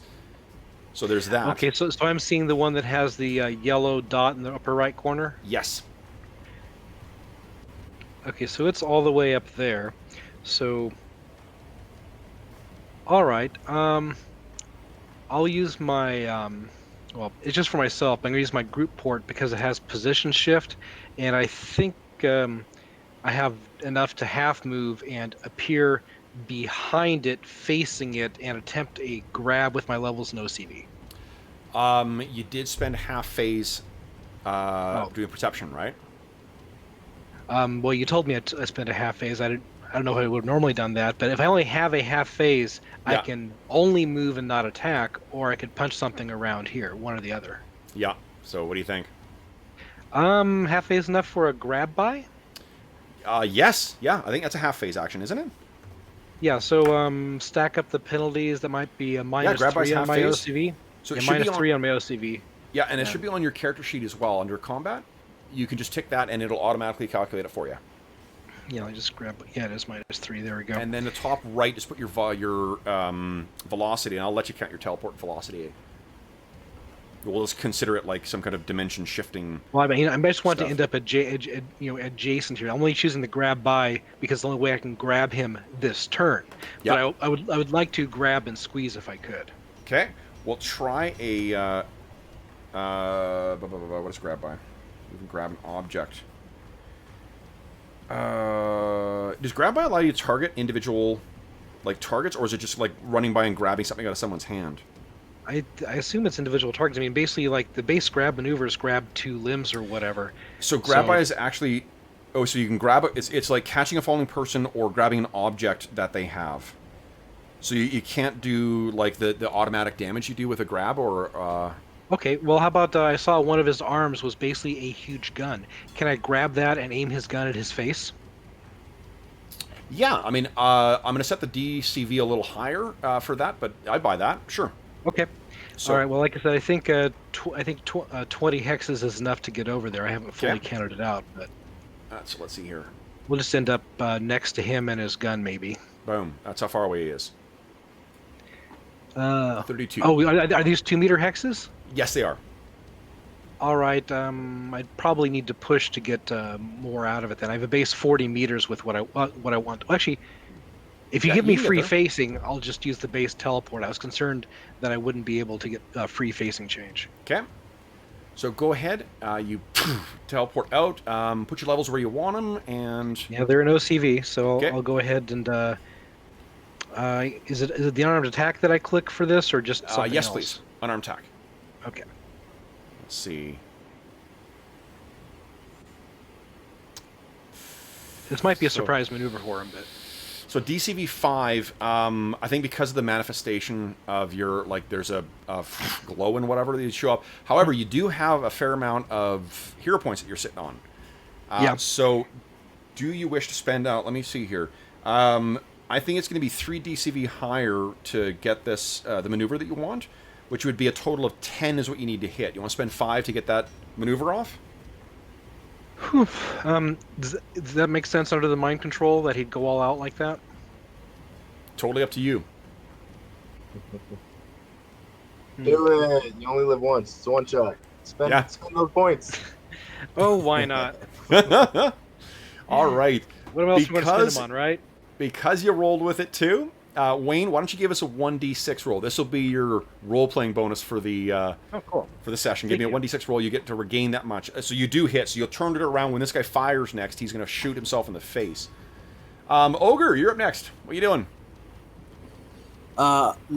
So because Tachyon and I basically go at the same time, I see like four of these goons and the big mecha sort of thing walking up to Tachyon. I'm like, no, leave alone, and I leap towards them. And as I'm leaping, Tachyon's just gone. Big bullies! Yeah. Awesome. Okay. I would like to use my half phase to. Basically, I'm going to be doing a haymaker against the really big one. Awesome. So this will that'll land land next turn. Yeah, sounds good. Land the end of 4. Yeah. So, we're on 3 So now. I'm technically in this hex here, but I like the idea that I'm just flying through the air and about to land on them. Absolutely. I buy that. All right. Next up is Foxbat. All right. Well, that's my turn. Dodge. I don't think I'll dodge again, but Foxbat is rolling around on the ground and like You're looking pretty good, though. and rolling and moving around, but there's actually nobody around him right now. And he's just like rolling. He's like, I got it. And then he like so looks now- into the camera and winks. Jeez. So you go ahead and roll your 1d6, recover that many hero points, because you have broken the fourth I wall. haven't lost any yet. That's what you can keep going. There's no max limit to them. Oh, okay. So And let's do this, guys. We are at our halfway point already.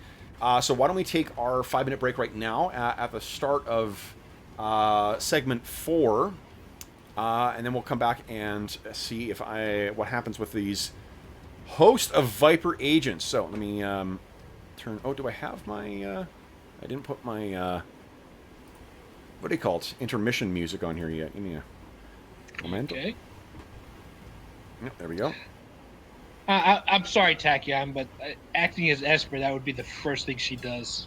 Oh, totally. Hero. Yeah, As a hero, I would never do that to another player. yeah. But we're not it's heroes. totally cool. This is kind of the point. We're playing the Yeah. villains. Yeah. All right. Okay, cool. So we'll be back in like 5 minutes, folks. All right, 5 minutes.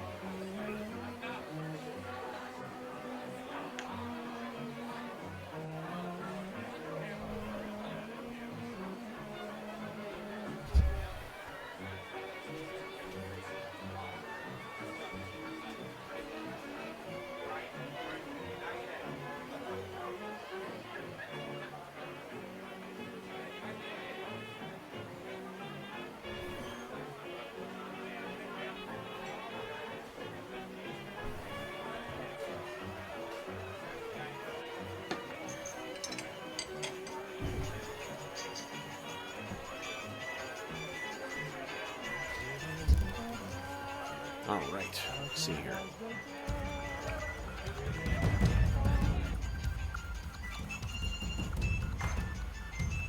Go.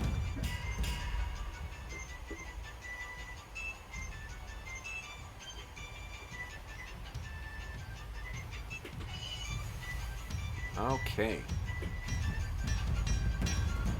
So, Pulsar, you're going to regain a little more stun here. You're only at -3 right now, so...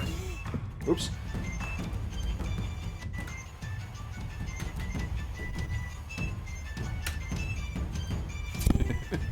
Jeez.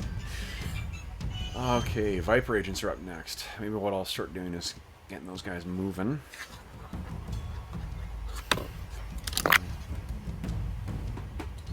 Ogre is back. Okay. 2.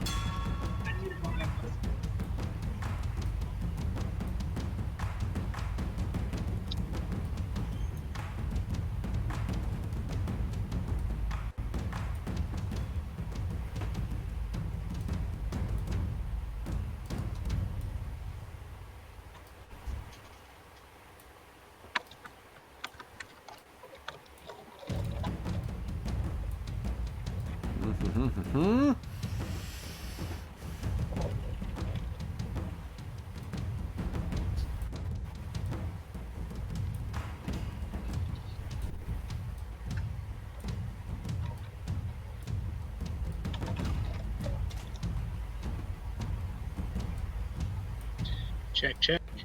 Yeah, I gotcha. Okay. Let's see. My Here. headset a good 5-minute recharge.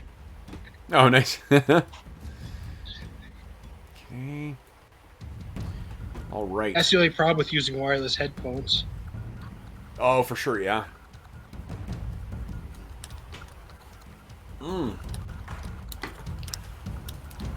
That's a whole lot of Viper agents in segment 4. That is a lot of Viper Agents, yeah. You all start I doing don't is... think I've ever seen that many.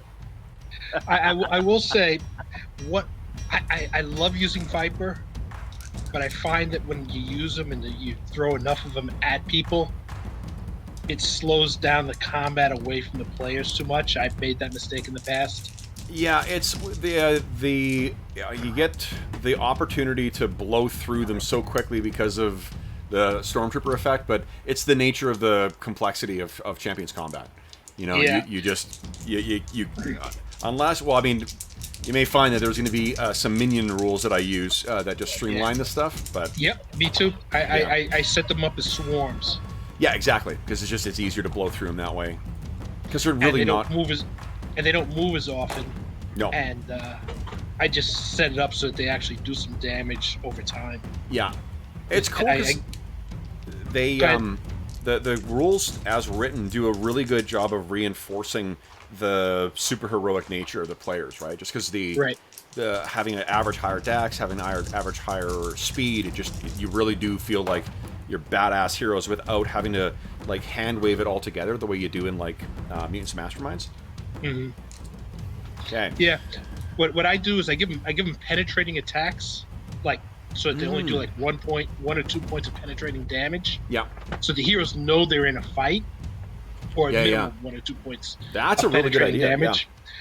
But then I can roll 5 of them at once. Yeah. So yeah, the heroes may take a few points of stun, which comes back fairly quickly. Yeah. Yeah. But then I'm not rolling 20 Viper agents, but they can feel like they went through 20 Viper agents. Yeah.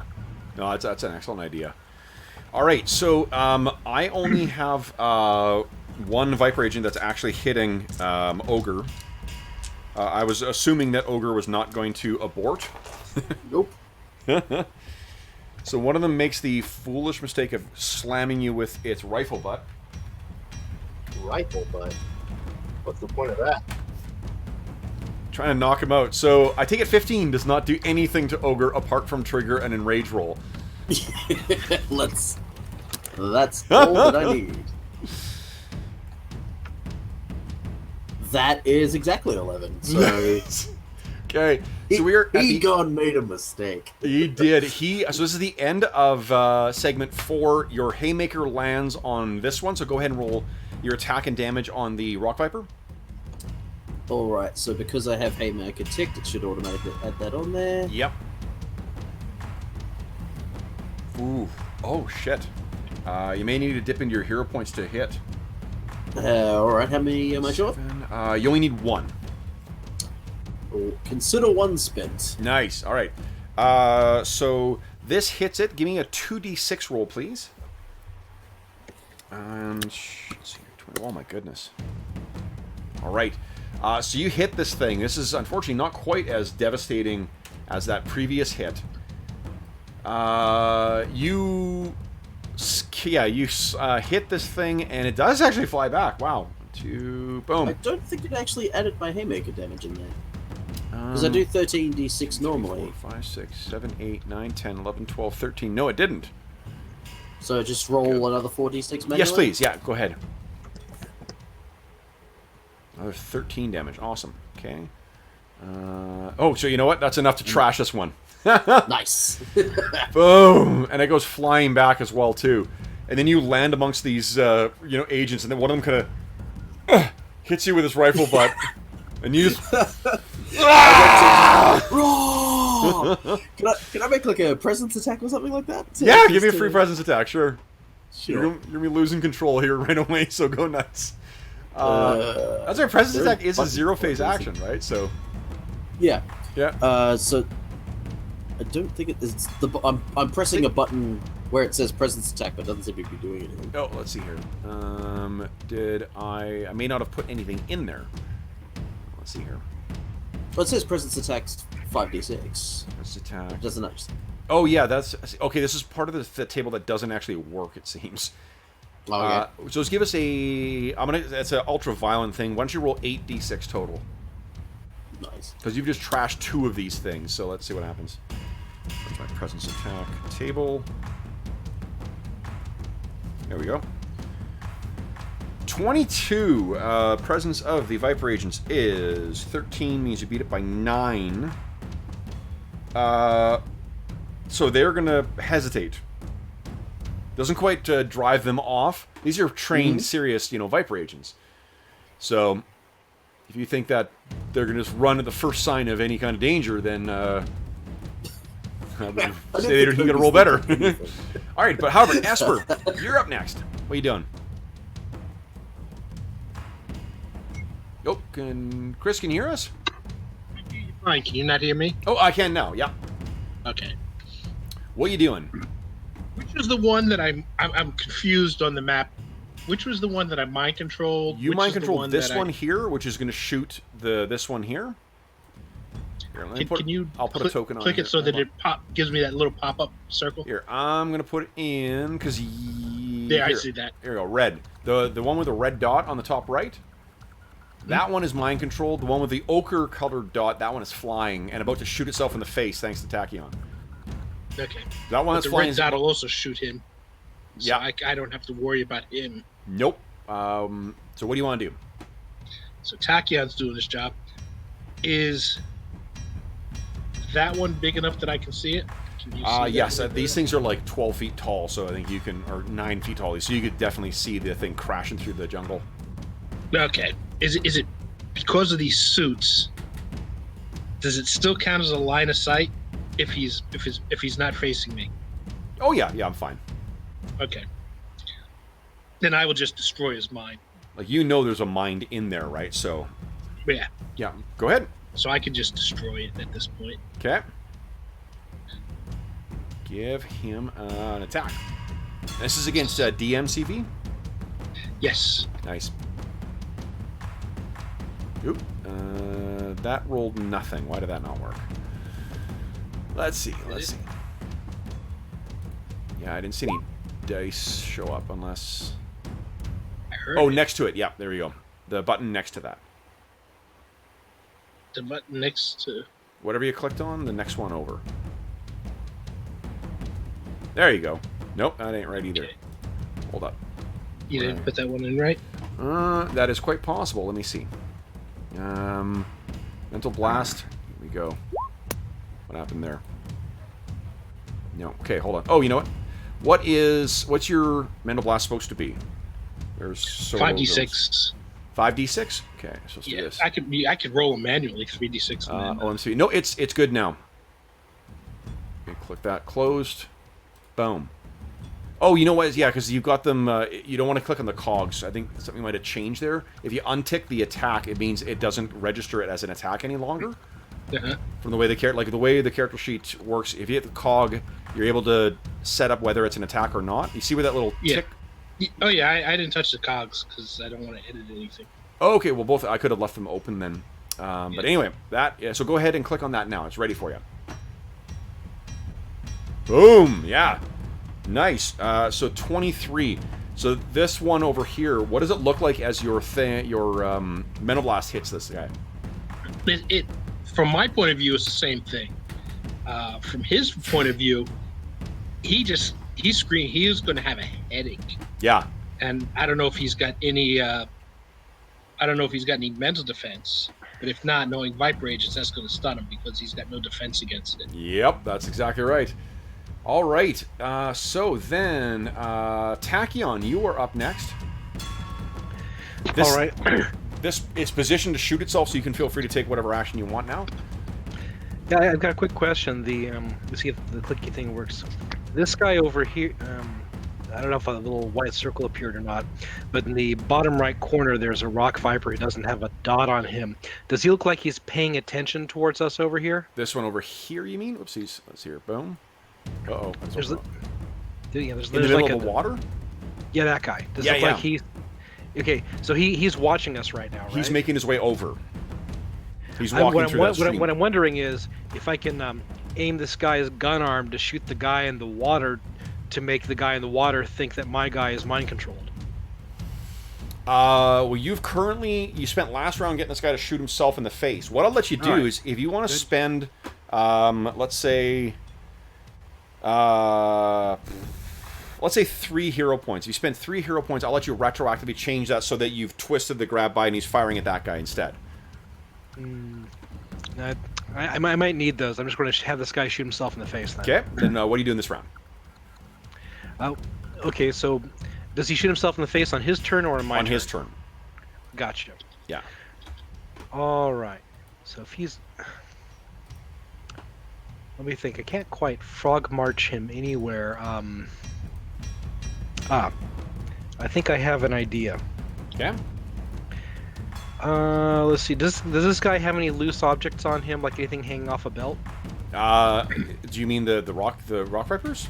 The one that I'm currently holding on. No, to. I mean they're giant mecha suits, right? They're not.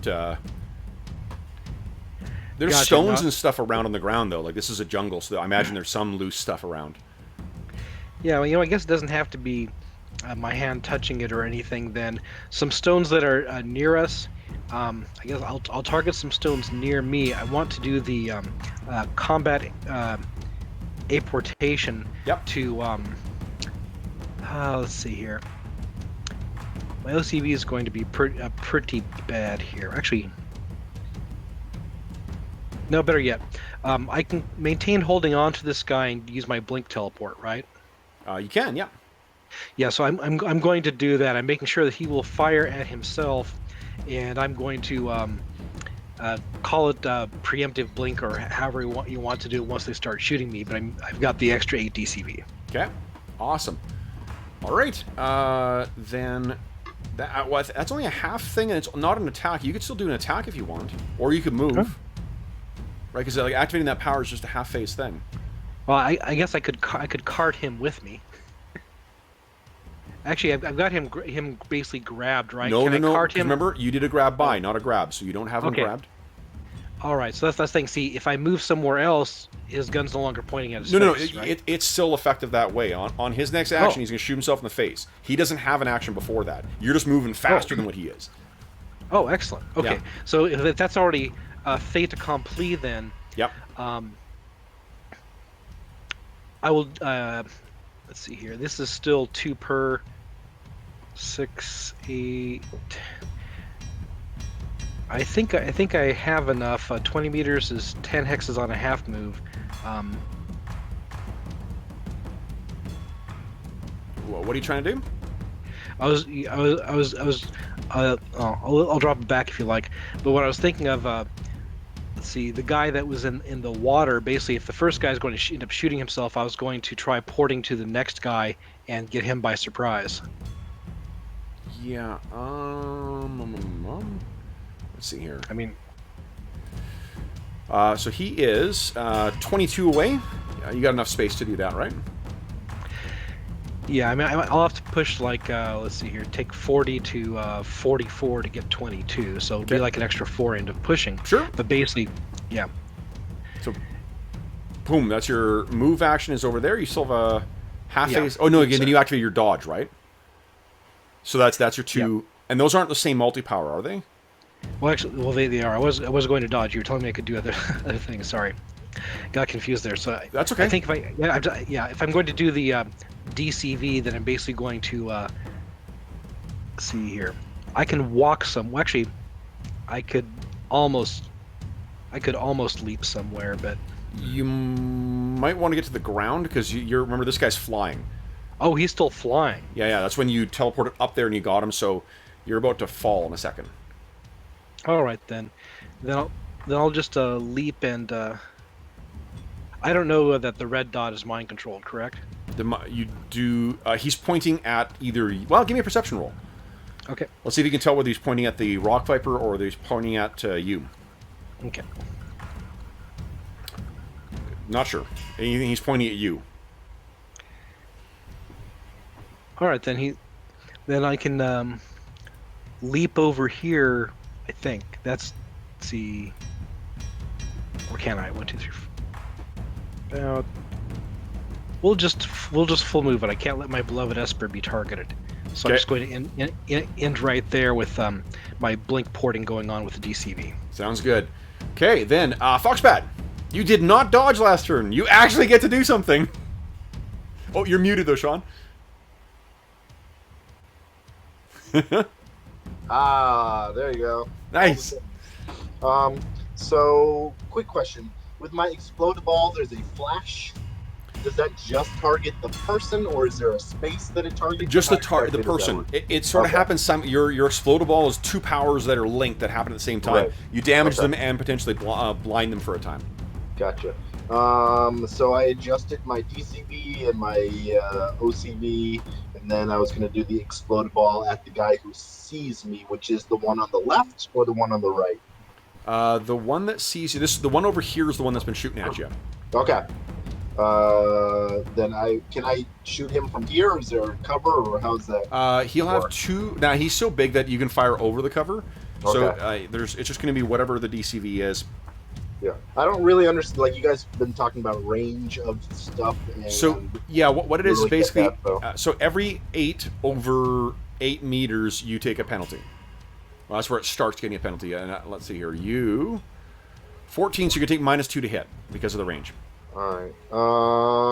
I will, but I like being away from this guy. I don't want to get close because I'm not that strong. So I will do that and take -2. Okay. With the explode ball. Go ahead and make I it. will attack with that. Okay. That's in combat or powers. Nope, it's in powers. Sorry. Okay, so first that. Okay. That definitely hits and does 27 stun. Okay, so that.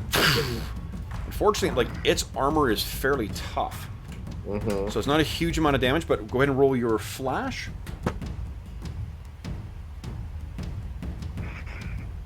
Probably did. Okay. So the flash damage is 3. Guys, is it the flash is segments or phases that it affects? It's phases, right? Yeah, you're saying yes there, Chris? I think you might be muted. I think it's segments. Oh, is it segments? It's segments. So Oh, that's garbage. yes, Okay, so it means yeah. So it's not long. yeah, so it's blinded until segment or for segments 6, 7, and 8. All right, so you fire your ping pong ball. You have a half phase. Oh, your attack is always your last thing, and you said you wanted to stay where you were, right? Well, I didn't say that. I just didn't really understand how that stuff works. So you do a move and then an attack? You can move up to half your movement rates. So whether that's your glide or whether that's your run or leap or whatever, it's half well, that. I'm on the ground, so I don't think I can glide right now. So if I move away, then I might miss him, right? I guess I'll just stay there. That's fine. Okay. Hopefully I don't get destroyed by that. So Pulsar takes another recovery, and he is now actually conscious. All right. Pulsar, what's going on? Okay, Rock Viper's turn. So we got one that is blind. We've got one that is about to fire on itself, and one that's going to fire on anything. Chris and Wayne, would you each kindly give me a 12d6 roll, please?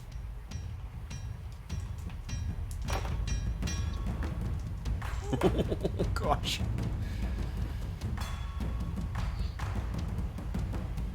Wow. Okay, so between shooting itself in the face and being shot by its ally, that one in the air is... Let me roll here. It's airborne. Whew. It goes flying back over here and lands in a scrap in the on the side of the water there. This one is no longer mind controlled, and You would still be mind controlled. Wasn't my command to just shoot your comrades, or you said shoot your comrade teammates? single. Oh man, I messed up. That's what happens when you have a DM who's a lawyer. Okay, let's see. I mean, you sure I didn't have the silent S on there? It's because I'm French, Kev. That famous French New York accent. All right, so that's them. Let's see. We've got another one that is really trashed here. This one over here. What was this damaged by? I don't even remember. Was it damaged? It's taking a lot of damage on the token here. It was not back by Ogre. No, Ogre's destroyed both of them. No, everything I touch falls apart. Yes, this is true. Did Tachyon hit it when he was over there? Or no? No, I don't think so. I don't think so. So I can't remember. This actually, this one should have been destroyed. Let me just put an X through it. All right. The one up here. Oh boy. I'm going to let it make a perception check to try and spot old Esper. That's a 4, so yeah, it sees you, Esper. And it is taking aim at you. Do you wish to abort? Oh, you might be muted, Chris. Sorry. No, I don't know if I'm muted. Let me check. Oh, I can hear you now. Okay. This thing is targeting Esper. Does she wish to abort? To a dodge? Or... I hate aborting. I will say aloud, because I can't speak to him telepathically. Okay. I said to protect me. Nice. So what is your current DCV? I'm going to give you +4 to it because of the cover. Oh, my DCV is a 7. 7. Okay, so it's 11. Pretty sure it's 7. Okay, so, That's right. These new DCVs okay. are weird. Let's see here. I actually 7. miss. Because of... Hold on, what's the range? If you are 16 away, you are safe. If not, you have been hit. 16 away! Good God. So this thing, you say that, I protect me, and there's this blast of, again, like energy pulses that come over your head. And you look back. That one over here has fired at you. And then that's the measuring thing over here has fired at you. Then the last one to go is this one coming across the river. It flares and fires into the air. So it's about there and about 7 meters up. That's it for the Rock Vipers. We're on to Ogre. Ogre, what are you doing? I am completely surrounded, and after having completely destroyed that mech last turn, I would like to I imagine that I've just ripped a part of it off, so I'm holding like it's one of its gun turrets or its arms or something like that. Yep. And I would like to sweep it around and use my I believe it's called the Room Sweeper ability, which Yes. is area of effect 1 meter radius around me as a strength attack that I have personal immunity, so it takes a full phase. So go ahead. And I'd also like to haymaker that. Nice. And Awesome. yeah, So, there's no one else in phase 7. So Just for that Sean's happens. edification, so this is happening on on segment 6. It's Right. rare for anyone to have an action on segment 7. So Okay. you can safely start your haymaker on 6, it'll land on 7, and everyone starts acting again on 8. Ah, okay, cool. Yeah. Because if you're mid haymaker, then you can get totally screwed over by. Yeah, your- like if you get stunned, if you take more stun damage than your Constitution score, you get stunned and you lose your action, and your DCV is -5 while you're haymakering. Right. That would be terrible for me. That would not be good for you, no. So, Ogre, go ahead and roll damage. We'll apply it to all those guys. Also, if you get knocked back, also if you if they just yeah. step out of the way, Yeah. because you're immobile when you do that, so they can just move 1 hex and you're out of luck. That seemed to roll properly the that hay- time. Yeah, the haymaker worked 1, this 2, time. 3, 4, 5. Holy shit. Okay, so yeah, what do we see as these 4 Viper agents go flying out of there?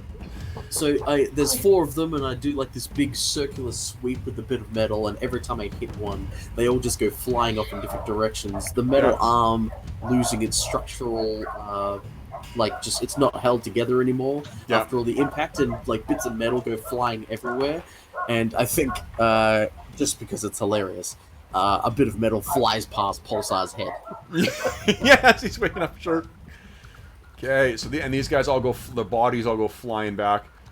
All right, so Pulsar, you are conscious again now. What are you doing? Well, Just one alright. thing, and if you're using it, you're doing this when you wake up from being unconscious, your endurance matches your stun. Oh. Brutal. is that Yeah. what we're going to be going with? You can go ahead and take it. You got a good nap. You're good to go. Are we saying I got full stun? I mean, end? No, full end. Your stun is currently, it looks like a 7. Yeah, okay. I've got overconfidence, so I'm thinking I'm just going to go right back into the fight. Of course you are. If I You- ha- You can I go ahead can and roll 1d6 roll and gain that against more. it, Brian, go ahead and give me a d6 roll. You can keep that as hero points. Okay. Yeah. Here we go. 1d6. I can get that dice roller going.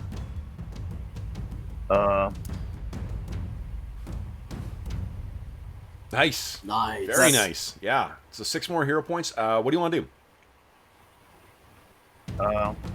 Well, I'm assuming that I failed my overconfidence roll. A smart guy would like try to stealth and hide, but nah, not me. I'm gonna go ahead and fire up my force field, Yep. and I'm gonna move around these trees a little bit, just to get away from that one that's firing on ESP. Okay. I'm assuming I see all these things now, even though I got knocked out from behind. Yes. I'm aware that they're everywhere. Yeah. Alright. So let's move me. I know how to move. There we go. So I run over to here. Did it work? Come Oh, on. you're on There we the go. arrow right now. You're the measure or the ruler. You might want to go to the top one, the select. Okay. Let's see. Where are we? Stop. Alright. Well, forget it. I'm just going to come out shooting.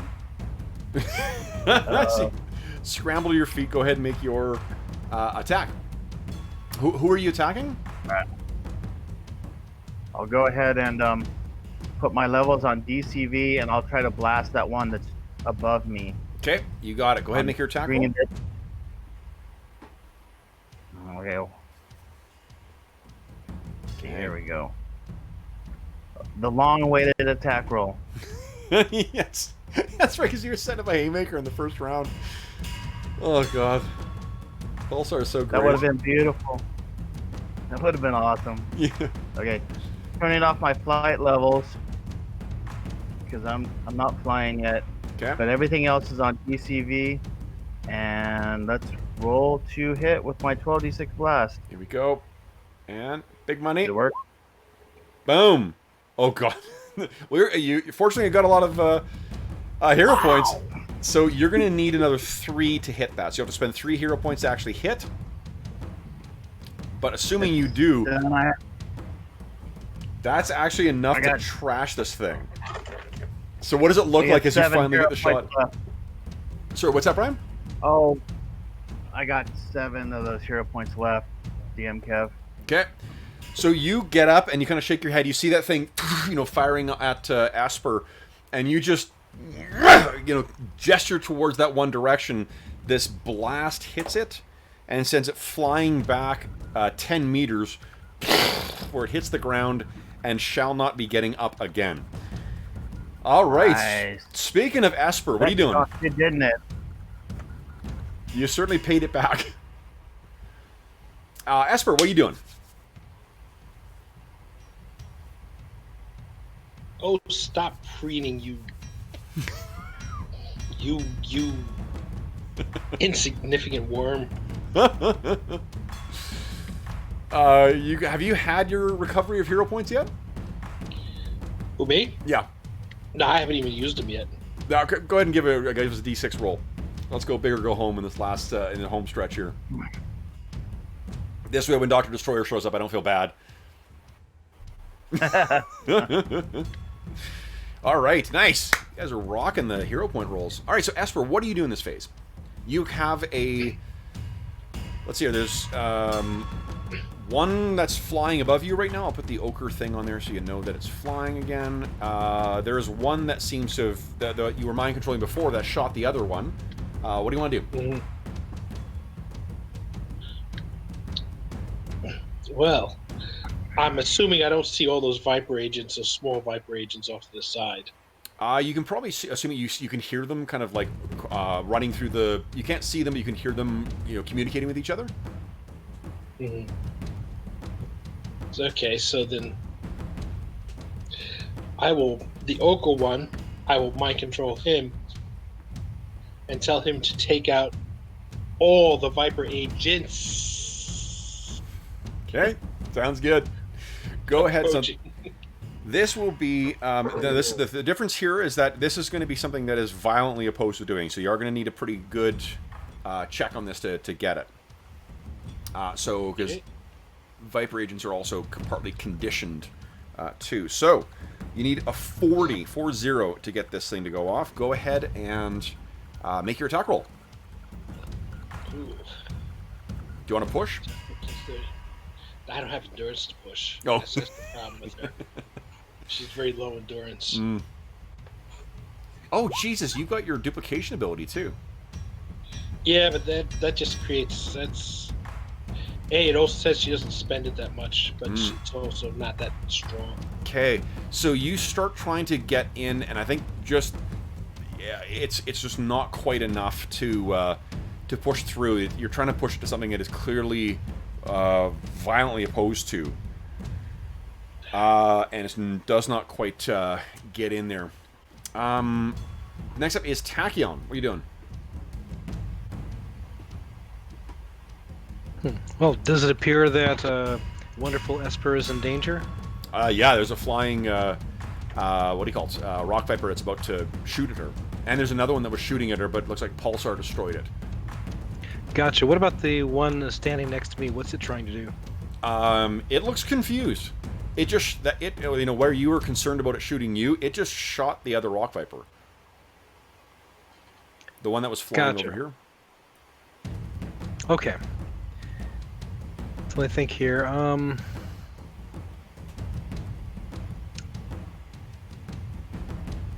Alright, so can I just do a straight grab to try to take its gun to have it shoot at the one in the air near Esper? Yes, you can, yeah. Okay, so we'll throw levels into OCV for that one. Okay. Let's see, I'll, And I guess I'll maintain the blink port as a defense there. So I guess I'll click unarmed strike. Okay. Let's see here. And what I'll do is I will instead of applying damage to it, I'm going to make it a contested strength roll, and if you succeed, then it'll shoot the other one. Gotcha. First roll to hit with just grab penalties, correct? Yep. Okay. Go ahead, and then this is what you need to oh fuck! I roll a couple ones. 1, 2, 3, 4. You need 4 body in order to get. Yeah, you've got this thing completely in control, and it's aiming at the other. You know, in the film version, you're sort of positioning this thing's arm as it's aiming right at the what do you call it? The other guy. Foxbat, what are you doing? All right, Foxbat sees that he already disabled the guy with his lightning, not lightning, his flash. He will move down, jump over this rock thingy, outcropping, move down, let's see, 10 hexes here. So each one is, that's 20 feet then. Oh, that's 20? no, sorry, no. If you move, if 10 meters is what you wanted to move, that is correct. Yeah. Yep.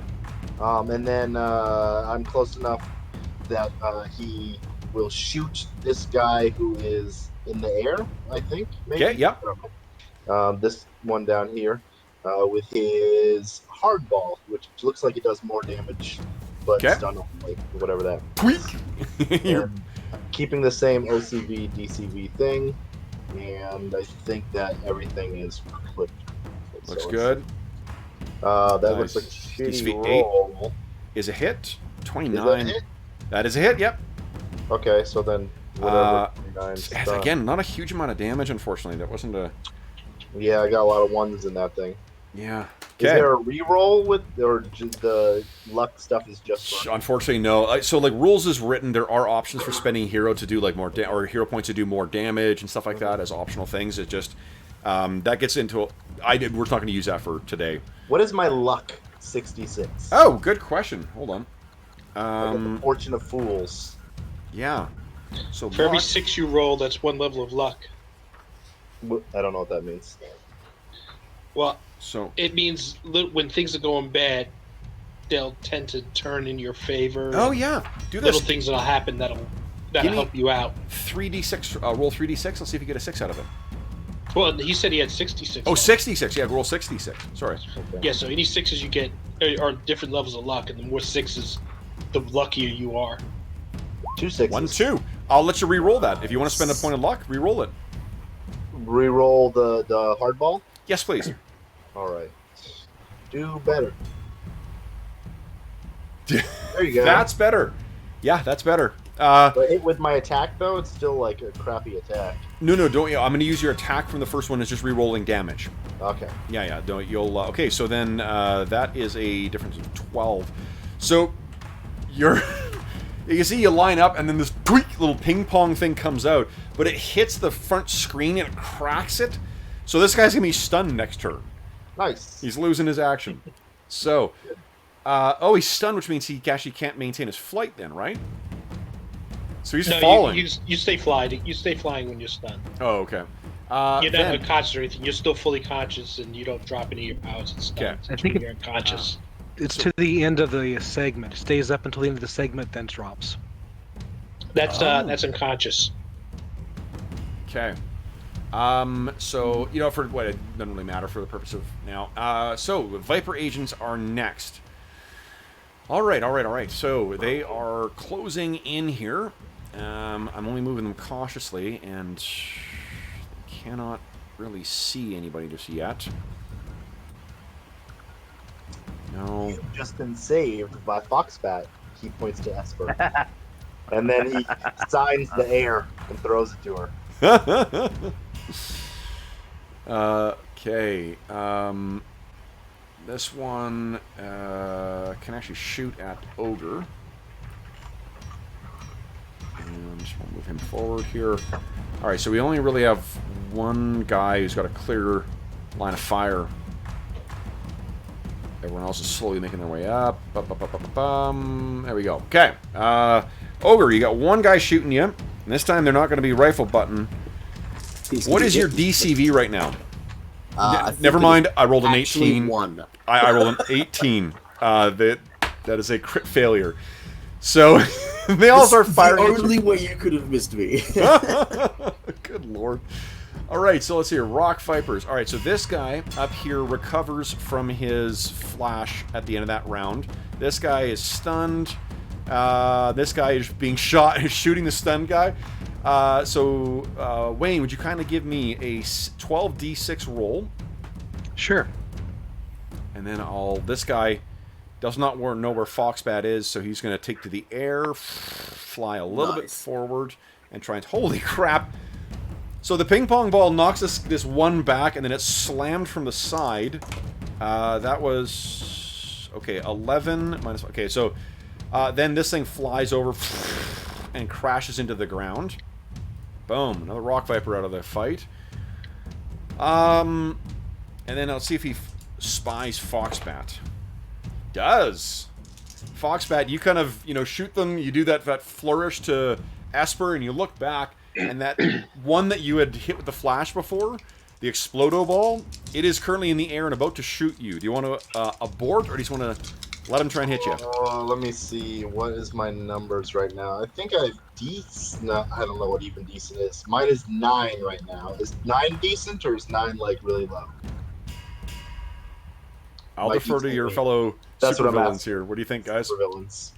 Is 9 like scarily low? Like I'm gonna get killed, or is it just kind of okay? 9's good versus the small guys, but the Rock Vipers seem to have computer targeting systems. Let's see. When's my next turn? 9 CV is usually good against anything, Yeah. except martial artists. I'm going to trust my luck this time. That sounds good. Love that it. guy. I'm trusting my luck. Hey, it worked for Esper. I missed by 1. So, here we go. Then, let's hear. It's 11 plus 9 is 20, minus 9 is 11. I need 11 or less to hit you. No, minus, I'll give you 2 points of cover as well. So, it'll be, I need a 9 or less to hit you. I rolled a 4. So with the auto fire, that means it is... if you want to spend your luck, I'll re-roll, or you can book your luck. Or bank it, rather. The difference is that... I mean, if you can keep it, take this hit, and just take the damage. With a 4... this is an auto-fire attack. Each 2 points that I beat the number I needed by, hits with an extra attack. So this would be up to its max of, I think, 3? 5. So... Yeah, luck, okay. Let me make my roll again here. And I rolled a 11. So... what's the lucky intervention, do you think, that saves Foxbat? Does he just sort of, like, prance back and, like, ha-ha! And then, like, the area in front of him is destroyed by this auto-fire? I think it's this kind of thing where falling limbs from the auto fire No. cause the tree I got it. collapse on someone. Yeah. So, Foxbat looks back at the guy and then doesn't worry about it and keeps walking, like, with the silhouette of the shell. What is shooting at him? It's like an energy beam from the Rock Viper.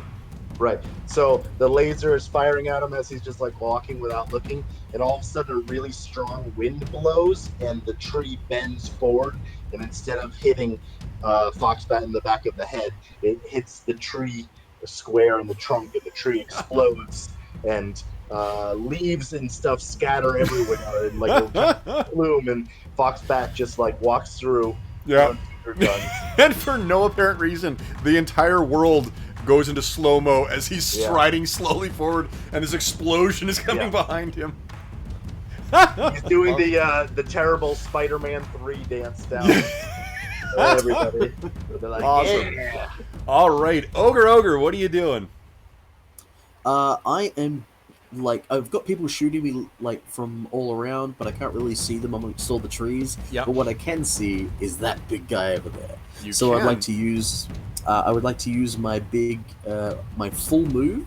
Yep. So I'd like to move my 48 to meters and do a move by attack on this guy. Love Is it. called move by? Yes. Okay, let's. You know what I'm gonna do? I can clear out some of these tokens here to give you guys a better idea of what's actually still here. Boom! Holy crap! You guys are decimated. Guys, you're breaking all my toys. Isn't that what they're there for? This is true. All right. I mean, it's Viper Agents. Wow. It's a different thing if it's supervillains, but Viper Agents are there to be broken. That's a lot of ones. 9. Oh, it's brutal. Almost like So you tag him as you're going by, and it really kind of just like spins him a little bit in the air. Does not really damage him, and you land. Fortunately, you take no damage yourself. All right, next up is Pulsar. What are you doing? I'm going to attack the one that the ogre just went after. Okay. I'm gonna run up to it a little bit though. Nice. I think I can move. I'll move right over here a little bit, get a clearer shot. Okay. Come on. There we go. How's that? Yep, absolutely. I'll say no cover then. So go ahead So and... this is 12. We're in route 12. We're on phase, or segment 10 right now. And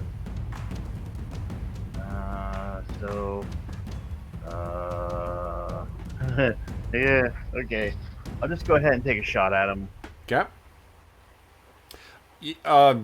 They're not going to have an action before 12 if you did want a haymaker. I know you've been jonesing for a haymaker.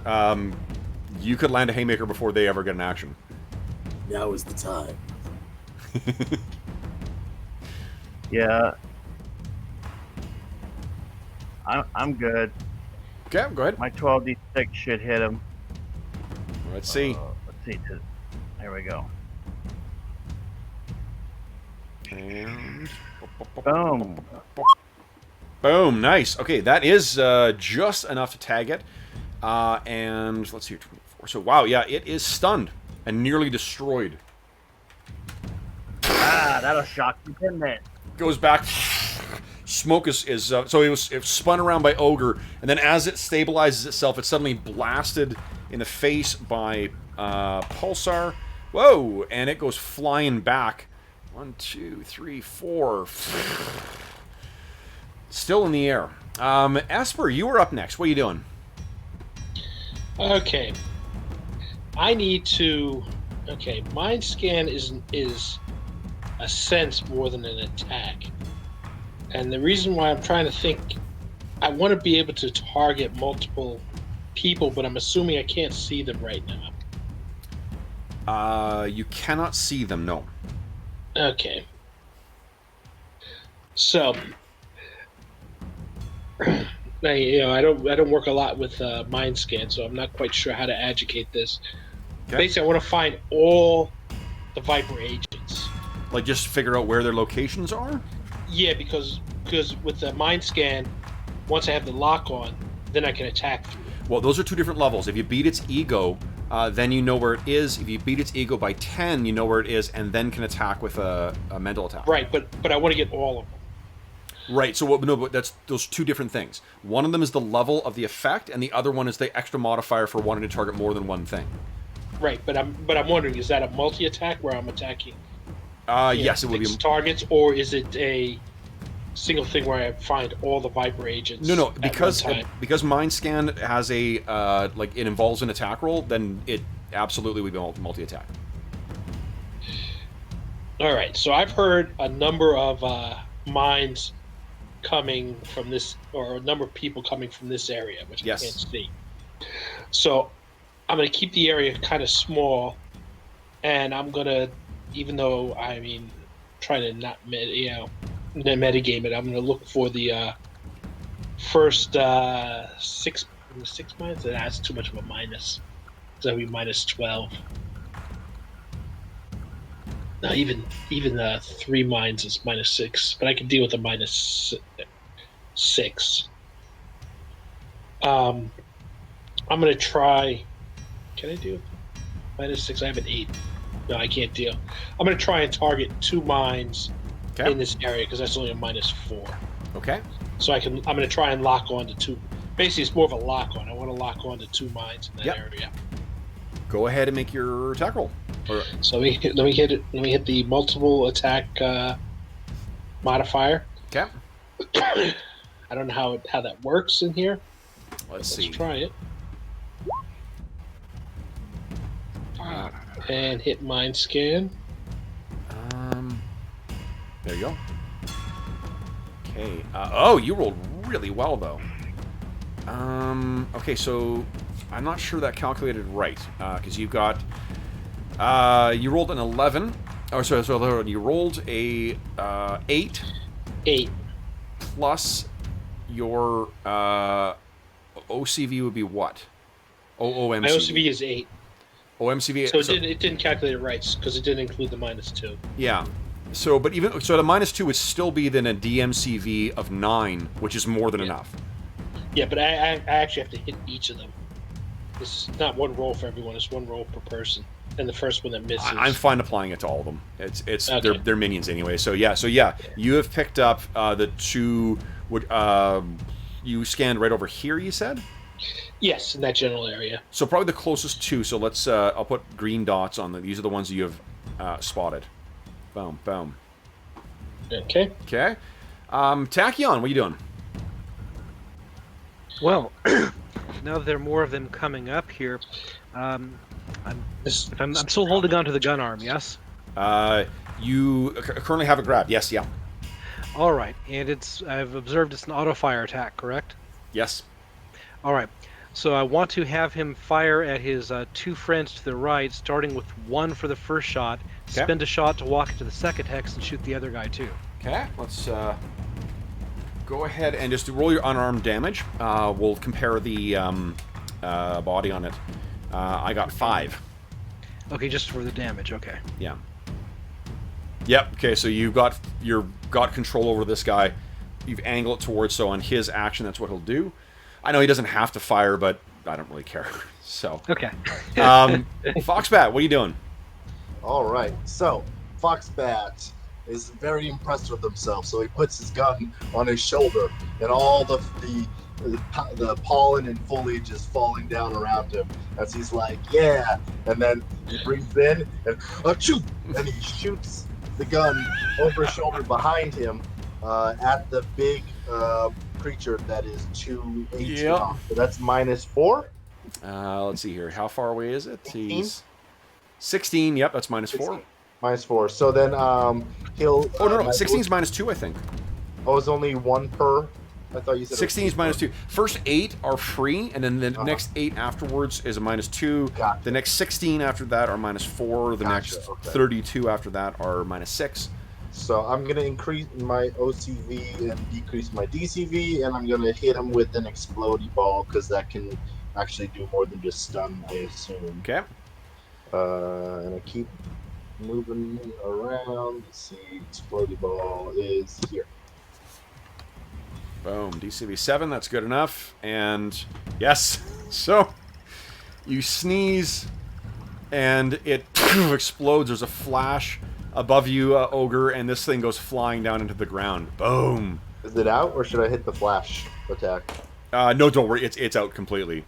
Nice. Although you did do just enough. It didn't knock it back. It collapses down in a heap. Boom. Another one gone. All right, so then we are in segment 12, guys. Pulsar, you are up first. What are you doing? Okay.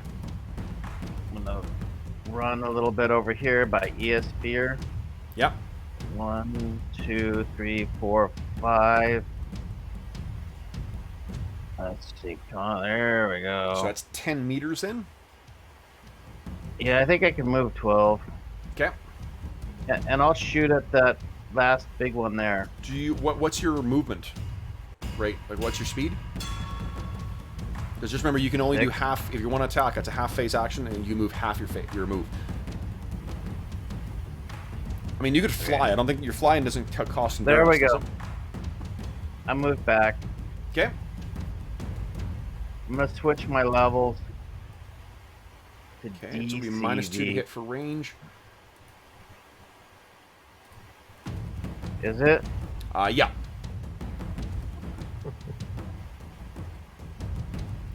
I love how much he wants to stay in the ground now. I'm not flying anymore. Okay. Can I spread my energy blast 2 inches to accommodate for the -2? If you spread, wouldn't you hit Tachyon too then? Because he's in the same area there. Yep. Yeah. Tachyon looks pretty tough. I mean, At the end of the day, he does less damage, so I mean, Yeah. Tachyon might be tough enough. yeah. What do you think, Brian? Okay. Certainly not important to the group. I'll go ahead and roll with what I've got. Okay. Here we go.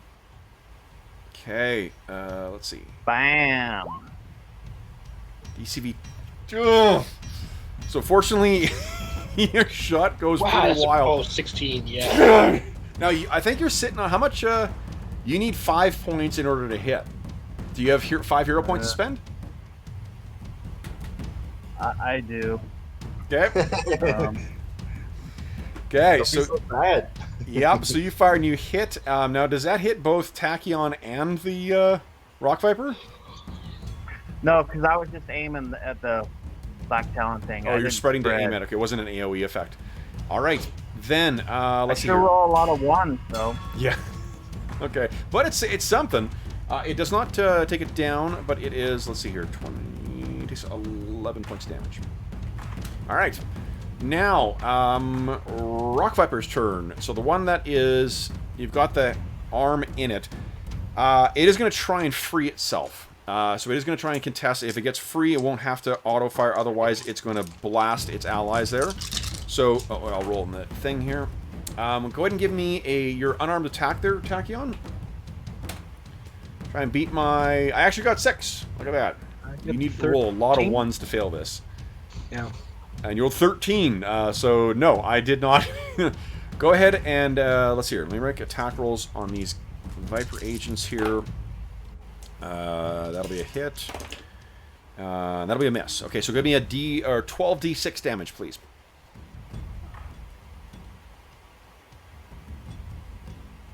As this thing is...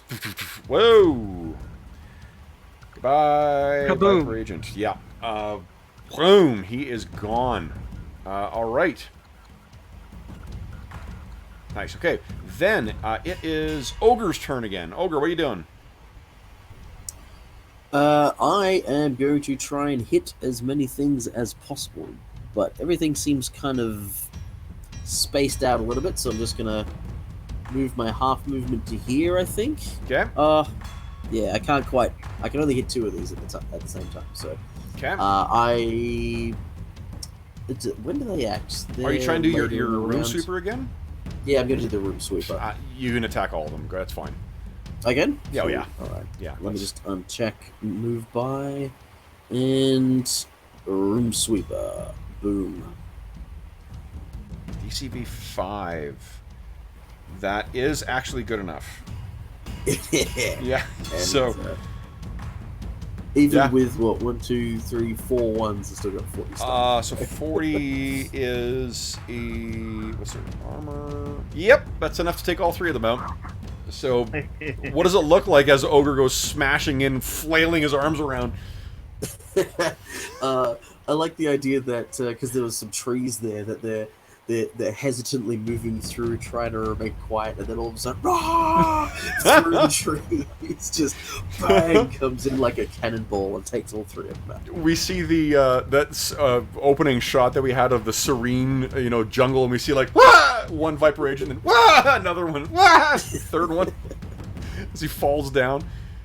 All right, Asper, you're up next. What are you doing? I'm going to now fry the brains of those that I found. Nice. Jeez. Go ahead. So I have 2 attacks, so it's a multi-attack, which doesn't seem to work on here. Okay. How might I? Is there a way to? Let me look at the combat. Yeah, if you go to the combat tab, there's an option for putting modifiers, like just the same place where you put velocity in the top Right. right. Is it so? That would be -2 to the OCV. Yeah. I hope that works for the EMCB too. It should, out yeah. when I roll it. It displays as OCV or DCV, but it means OMCV. Right. Okay, so -2 there. I have to hit the 2 mines. Okay, here we go. And then powers, and then it'll be 2 psychics, so it's 1 on each of them. Yep. The first one, Boom. and then the second one.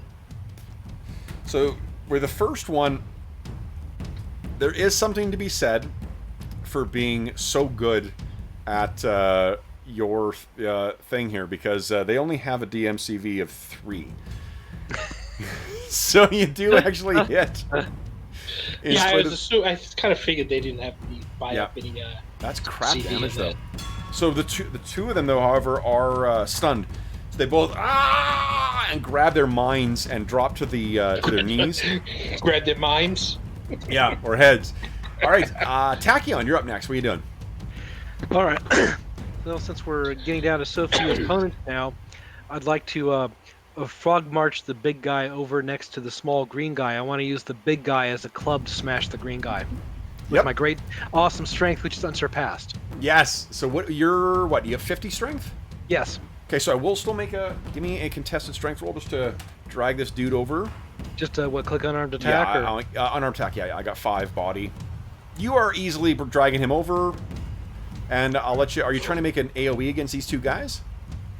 It depends on how big they are. I was looking at the one to the right. I mean, basically, can I swing them around to hit like the one to the right plus the first green dot? Yeah, that's fine. Okay. So go just ahead. I'll put levels in OCV. I'm not bothering with blinking. I don't fear the remainder here. Okay. So where's the combat OCV? So click on armed attack or click on grab or whatever. Unarmed attack, yeah. Okay. Let me just What is the there's no penalty for what is the penalty for a sweep? It's probably a -2 or so. Am I getting the -1 from grab also, or just the -2 from the sweep? Just the -2. I honestly, with a 9, you hit them regardless. So that's even if it was -3. So damage is 36. Okay. One of them is not. He's stunned. Oh, that guy wasn't stunned. So that first guy is hit. Let's see how far he flies. All right, so you do not take him out with the first hit, but when he hits the ground, he is out.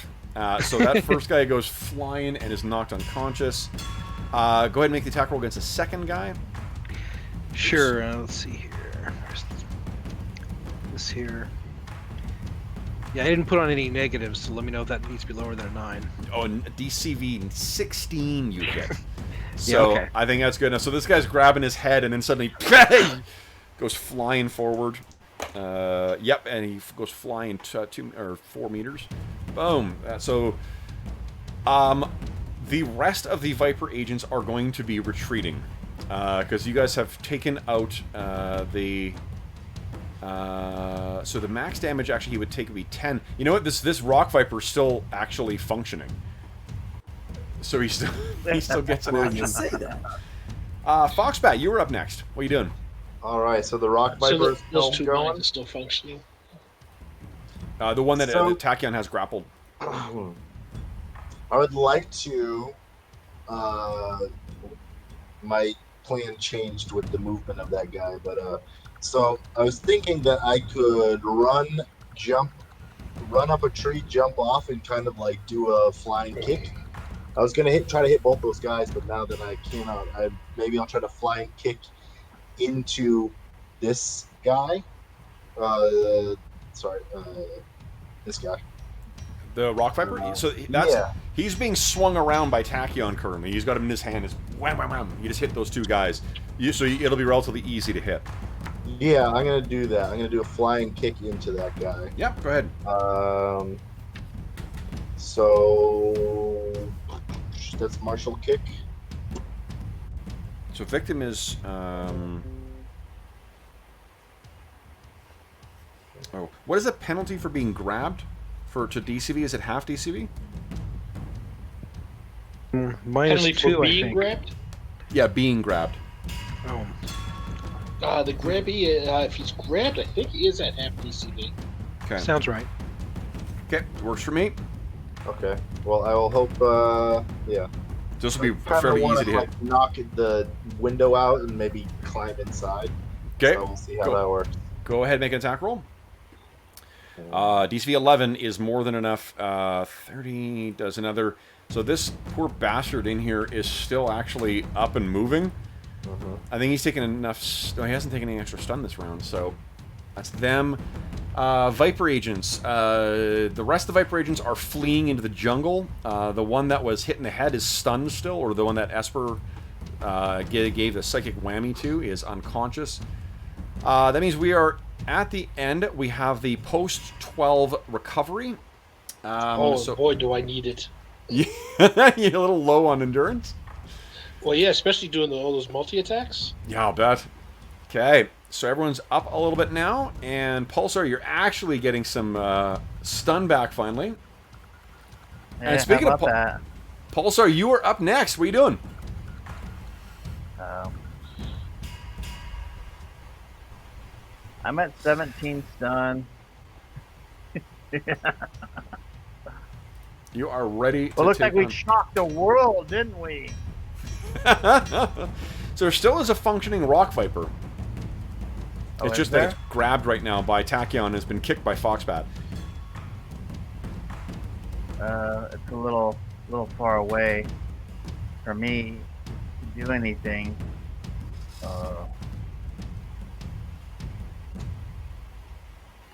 Range attacks. I got a ton of them, but I don't want to miss and hit you guys. We're fine. So I'll start. Okay. Yeah, Foxback's not worried about it. Sure. Okay. Say that now. Yeah, I'll go ahead. Okay. So I'll move over a half move. Okay. Get a little clearer shot there, and then got it. I'll attack the last one. Sounds good. Okay. But- So I'm gonna switch my levels. okay. OCV, so I get a better chance to hit. Yeah, Foxbat has not been hit once. He's chilling. This is so easy, I guys. I think don't know why you say it's so hard. I think I got hit 6 times in like one round. Yes. There we go. DC. Holy Alright. smokes! Great. Wow. Wow. Wow. Wow. That's an amazing roll. So you were shooting the, what do you call it? The Rock Viper. Yeah. Okay. Rock fiber. So let's see here. All right. So Tachyon, you currently have an arm in your hand as this thing is blown out and goes flying back over here. Destroyed. Yeah, now we're having a blast. All right. So, oop, wrong thing. He's too far over. Hold on, I need to put the thing in there. Alrighty. So we have one more guy left. How? Rock Viper is gone. Esper, you're the next up, dude. Were you intending on zorching this guy's mind a second time? Yes, because it's a guy. Unless it's a woman. I don't have telepathy, so I don't know if I'd be able to tell if it's a woman or not. But if it's a woman, I won't zorch her mind. Let's say it's a guy. It's a man. I guess you don't know. Yeah. Better safe than sorry, right? Yeah, he's toast. Yeah. I'm not, let no mind go unmolested. Yeah. Oh, make sure you've taken off your the modifier for actually, multi-attack. no, I am not. I am taking another recovery. Oh, nice. Okay, so Tachyon, there is one Viper agent left there. How do you want to take him out? Well, there of course is only one way to take him out. I look him right in the eyes and say, "Now you see me," and then I'll use my teleport that has the position shift, so I end up directly behind him, Yep. facing him, and say, "Now you don't," and then I will slam him with my mighty punch, which is unequaled by all. Nice. Jeez. Well, Tachyon, did you get your hero points back yet this session? Yes, I have. Well, Oh, you have gave already, you okay. one for obeying the mind control. Yes. Right. Yeah, that was great. That was great role playing. Okay, so that hits. Yeah, that annihilates him. Let's just see with the knockback. All right, so he goes flying up in the air. And Foxbat, you sort of, and then this guy, boom, falls behind you. So, folks, you have, let's turn this down here, turn this up a bit. There we go. So, it appears that things have gotten a lot calmer in the jungle now that you have beaten the shit out of the entire Viper force that was stationed in this area. Well, you say that, but I'm still enraged. So I get to roll a 14. So those Viper agents that are retreating into the jungle, they're having sort of a monster movie experience while you guys play the next scene. Oh, yeah. Well, I must congratulate you all for being such great distractions, especially you, Pulsar. The way you flopped so early made it very easy for me to take the rest of them out by myself. Nice. Oh, yeah? So, Well, your mask looks something like from the Phantom of the Opera wardrobe malfunction, Big Mouth. I will release Tachyon for my mental control. What? No, actually, I paid the extra so that you wouldn't even know that you were that you were mind controlled. So after Steve, when do you think that ogre finally makes his reappearance? After he's probably torn a few of them. I like the idea that every now and then while you guys are bickering, you see like a Viper agent get thrown into the air. Yeah. And then probably after about like 5 minutes maybe, when you guys are like, so where is that idiot? I'm just sort of like, ugh. So he comes lumbering back in. You guys have had a chance to regroup. So I guess seems we fully the recovered mission's gone a little sideways right now. Corporal Stone has been decapitated. Oh yeah, we need to fix that dead man's device. I need to check things out with the tools I got. Okay. So why don't you give me an electronics check, please, to see if we can diagnose what the hell's going on here.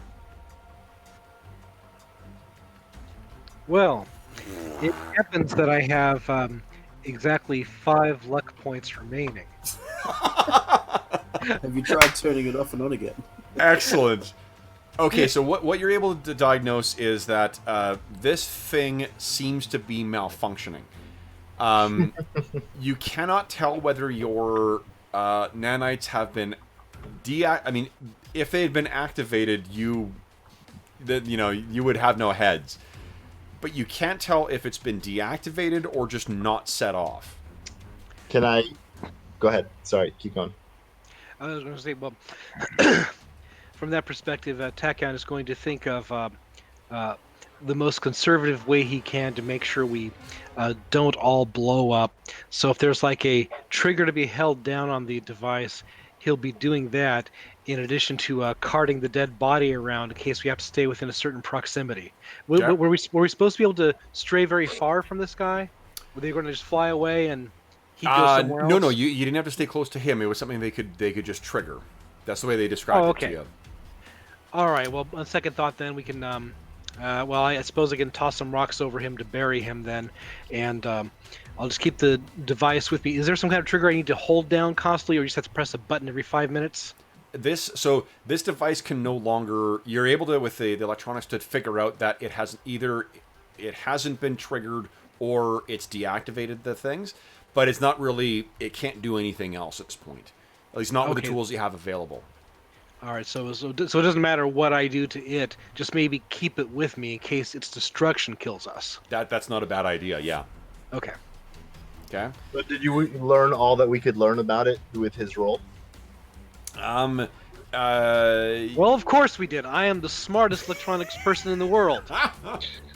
I'm still wondering how such a lowly corporal got such a big attitude. Foxbat will. How do I want to do this? What is that, an E4? We're up here. I would like to maybe point to something behind Tachyon. You go, oh my god, things. Are you gonna turn around? So why don't you? Let's do this. Is that like a disguise? No. Do you have a skill that might apply here? Persuasion. Mimicry? Yep, go make a persuasion check, and then Tachyon, would you give me an ego check, please? I was thinking ego roll. See what Nah, happens. it's not great. Now, I'm entirely out of luck, of course. Ugh. So I think that in the fiction, you're live to Foxbat's like, look up behind you. And I look behind. He I just look behind stands there. that she was in his hand. Yeah, and he looks at the device and looks at you. Looks at the device, looks at you. Yeah. Behind you. Behind you. It does not appear. Ogre jumps into the bushes behind him.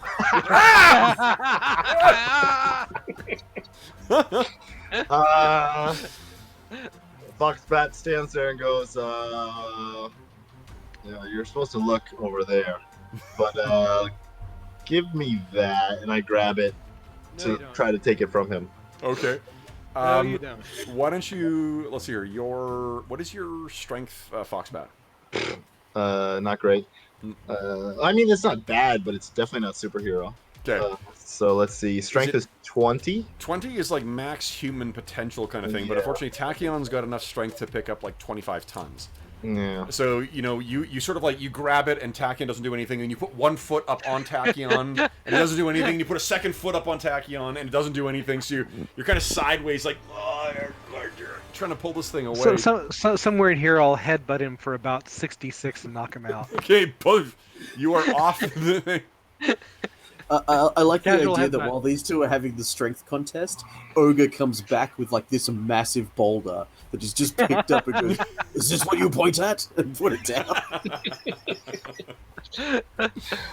Excellent. Now that Ogre is back, Esper needs a new protector. So is there a way, like, while I'm trying to pull it out of your hands, can I, like, fiddle with my hands on it and, like, look at it as I'm trying to pull it out of his hands? Give us This some... is like too. that rock, paper, scissors thing where we're like trying to cap each other's hands and Yeah. so forth. Do you have a electronics roll? Yeah, I have a really good one. Yeah, go ahead, give me a roll. I mean, it's the highest I have of all my skills. So. Oh, nice. So let's see what... There you go. Oh, man. By 5. Okay. So what you've done, or what you're able to... let me think here. You have no luck left, right? I don't know how that works. Did I use all my luck?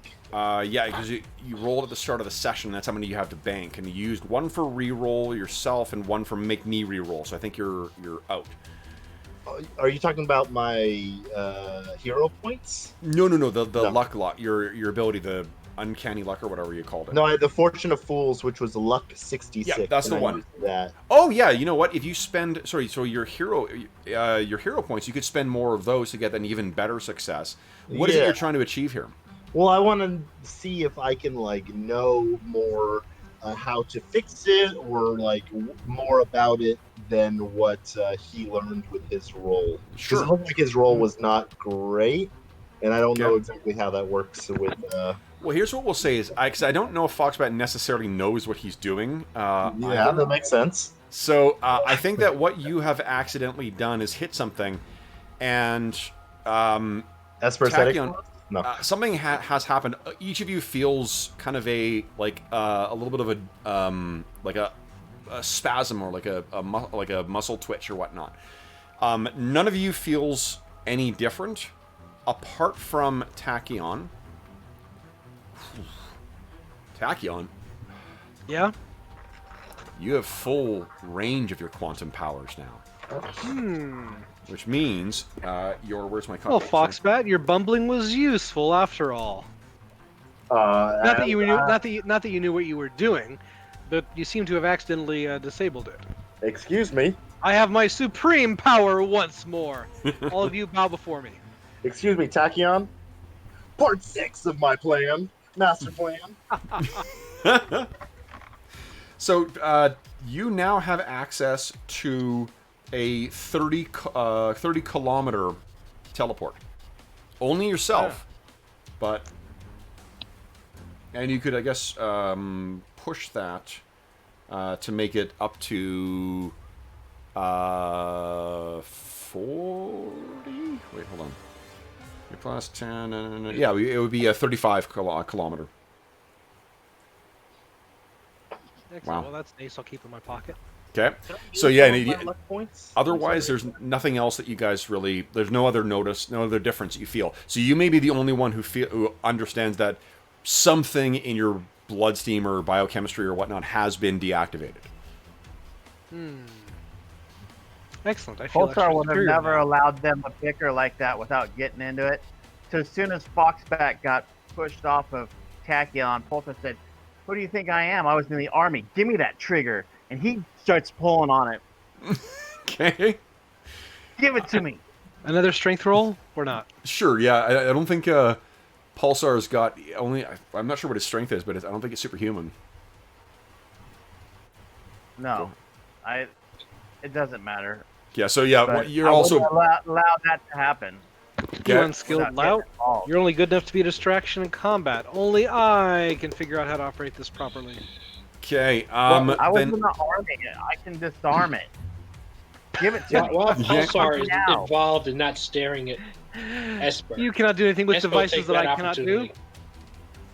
opportunity. sorry, Chris, taking the opportunity to what? Esper will take the opportunity to gain herself a new bodyguard. Nice. Who is she? Who is her new bodyguard? Ogre's the one to protect me. Okay. So go ahead Ogre's the and. biggest and toughest.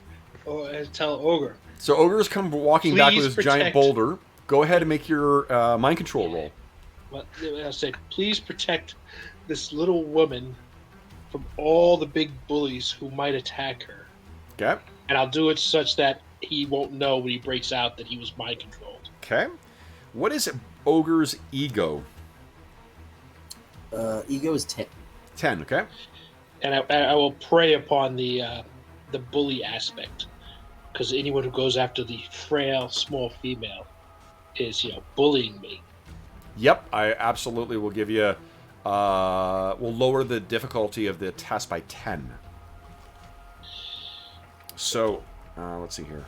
Go ahead and make your attack roll. I imagine you're not going to miss. Let's see what the effect is. 33. Okay. So for mind control, it is ego. So either it's target performs actions he wouldn't mind doing is ego plus 10. Ego plus 20 is target will perform actions he's normally against doing. What do you think, Steve? Is that something that protecting this little girl is something that he would perform? Ogre's not necessarily against being protective. Okay. Yeah, so I think, no, he seems on board with 10, that. so that's- What's the temperature like? Is this a tropical island, or is it Yeah, like a, this is, like a really cold island? This is it's not an island. It's actually a kind of a landlocked triangular shaped country between Cameroon and Nigeria, just in sort of like the kind of elbow or whatever in West Africa.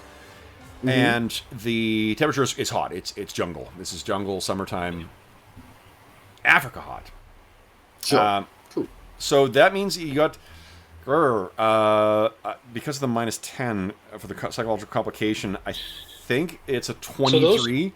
So minus 4 to your breakout roll. So you got yourself a protector now. Yeah. Well, he gets an immediate breakout roll. He does. He gets 2 breakout rolls, actually, because before it starts going into the minutes and whatever. So why don't you give us just 2 ego checks, Ogre, at minus 4. Yeeh. So that's a fail. That's a fail. All right. So Ogre is. I'm just gonna go stand behind Esper. Just He's my puppy dog. All right. So what happens next, guys? You find yourself with. It appears at least 2 hostile forces going in. There's a crazy, magic beast power African dictator who has some kind of the head of a killer robot from the future. Ogre cannot remember any of that. He remembers he's meant to smash Mechanon's head. That's about it. Does and that he device damaged track where the Mechanon's head is? Nope. Not anymore, I'm at least. still after the trigger. Don't make me blow your fuse. Give me that trigger, new guy. I'm still pulling on it. So how are we Don't going give to it a find Pulsar. the head of Mechanon? Well, you are, Esper. You can just scan for the mind of that African dictator, and wherever he is, the head is. Ah. How big is this country? Or I suppose Decoy, I mean Pulsar there, could simply fly up high and find the largest city or villain base, and we go there. So, guys, let me ask you this. Well, who do you think I am? Just gonna fly up and look for something? Give me the trigger now. I can disarm it. Oh, I'll give you a trigger.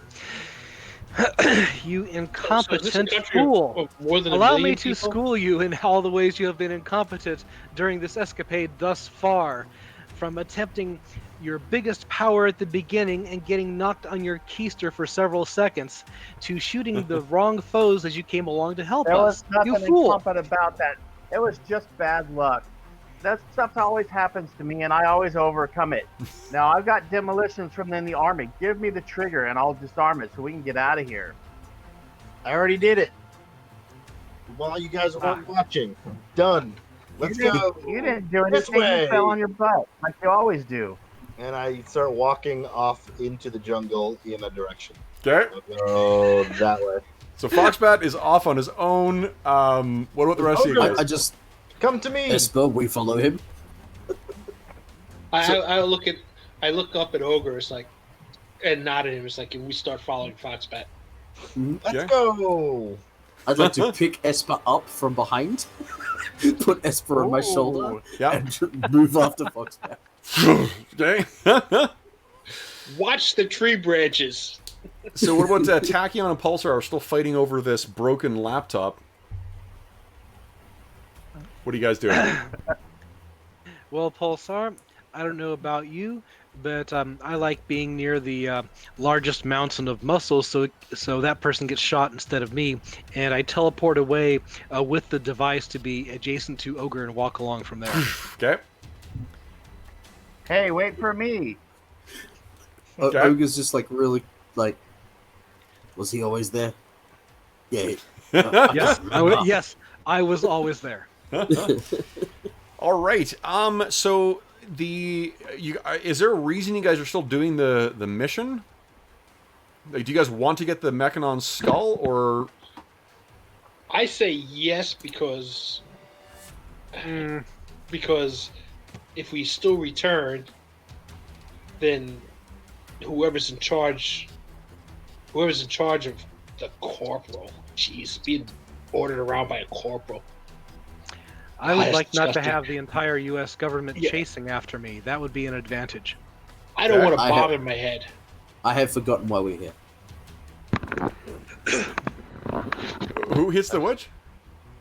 He forgot said, why we were here. Ogre has forgotten why he's here. Oh, okay. So I the just don't police wanna will stop bother shooting my you. Excellent. Foxbat is always on a mission. Okay. So with you guys striding towards the capital city of Nahambe, which is currently in flames because we have basically a flying city commanded by the warlord, fighting with the legions of Viper, who are fighting with the native armed forces. We will leave our heroes or villains walking towards this burning city as we. So you got to get ahead to get ahead. Is that what you're saying? Was that planned? I wish. That is an in-the-moment zinger. So, Stop with the head games. so you guys are heading off and that is when we iris Heading off. out in kind of Casablanca style. What happens to our supervillains? Do they recover the Mechanon's head? Do they survive the fighting of 3 different forces, including the reactivated Mechanon's head? So there's actually 4. We will have to see another day. So, for those listening at home, thank you so much for joining us for this special one-shot of Champion of Heroes Games' Superhero RPG Champions. This was a lot of fun to prep, a lot of fun to run, guys. Thank you very much for joining us. As is always the case, if you have any comments, questions, or concerns regarding the session, please don't hesitate to leave a comment in the comment section below, and I will endeavor to reply in a timely fashion.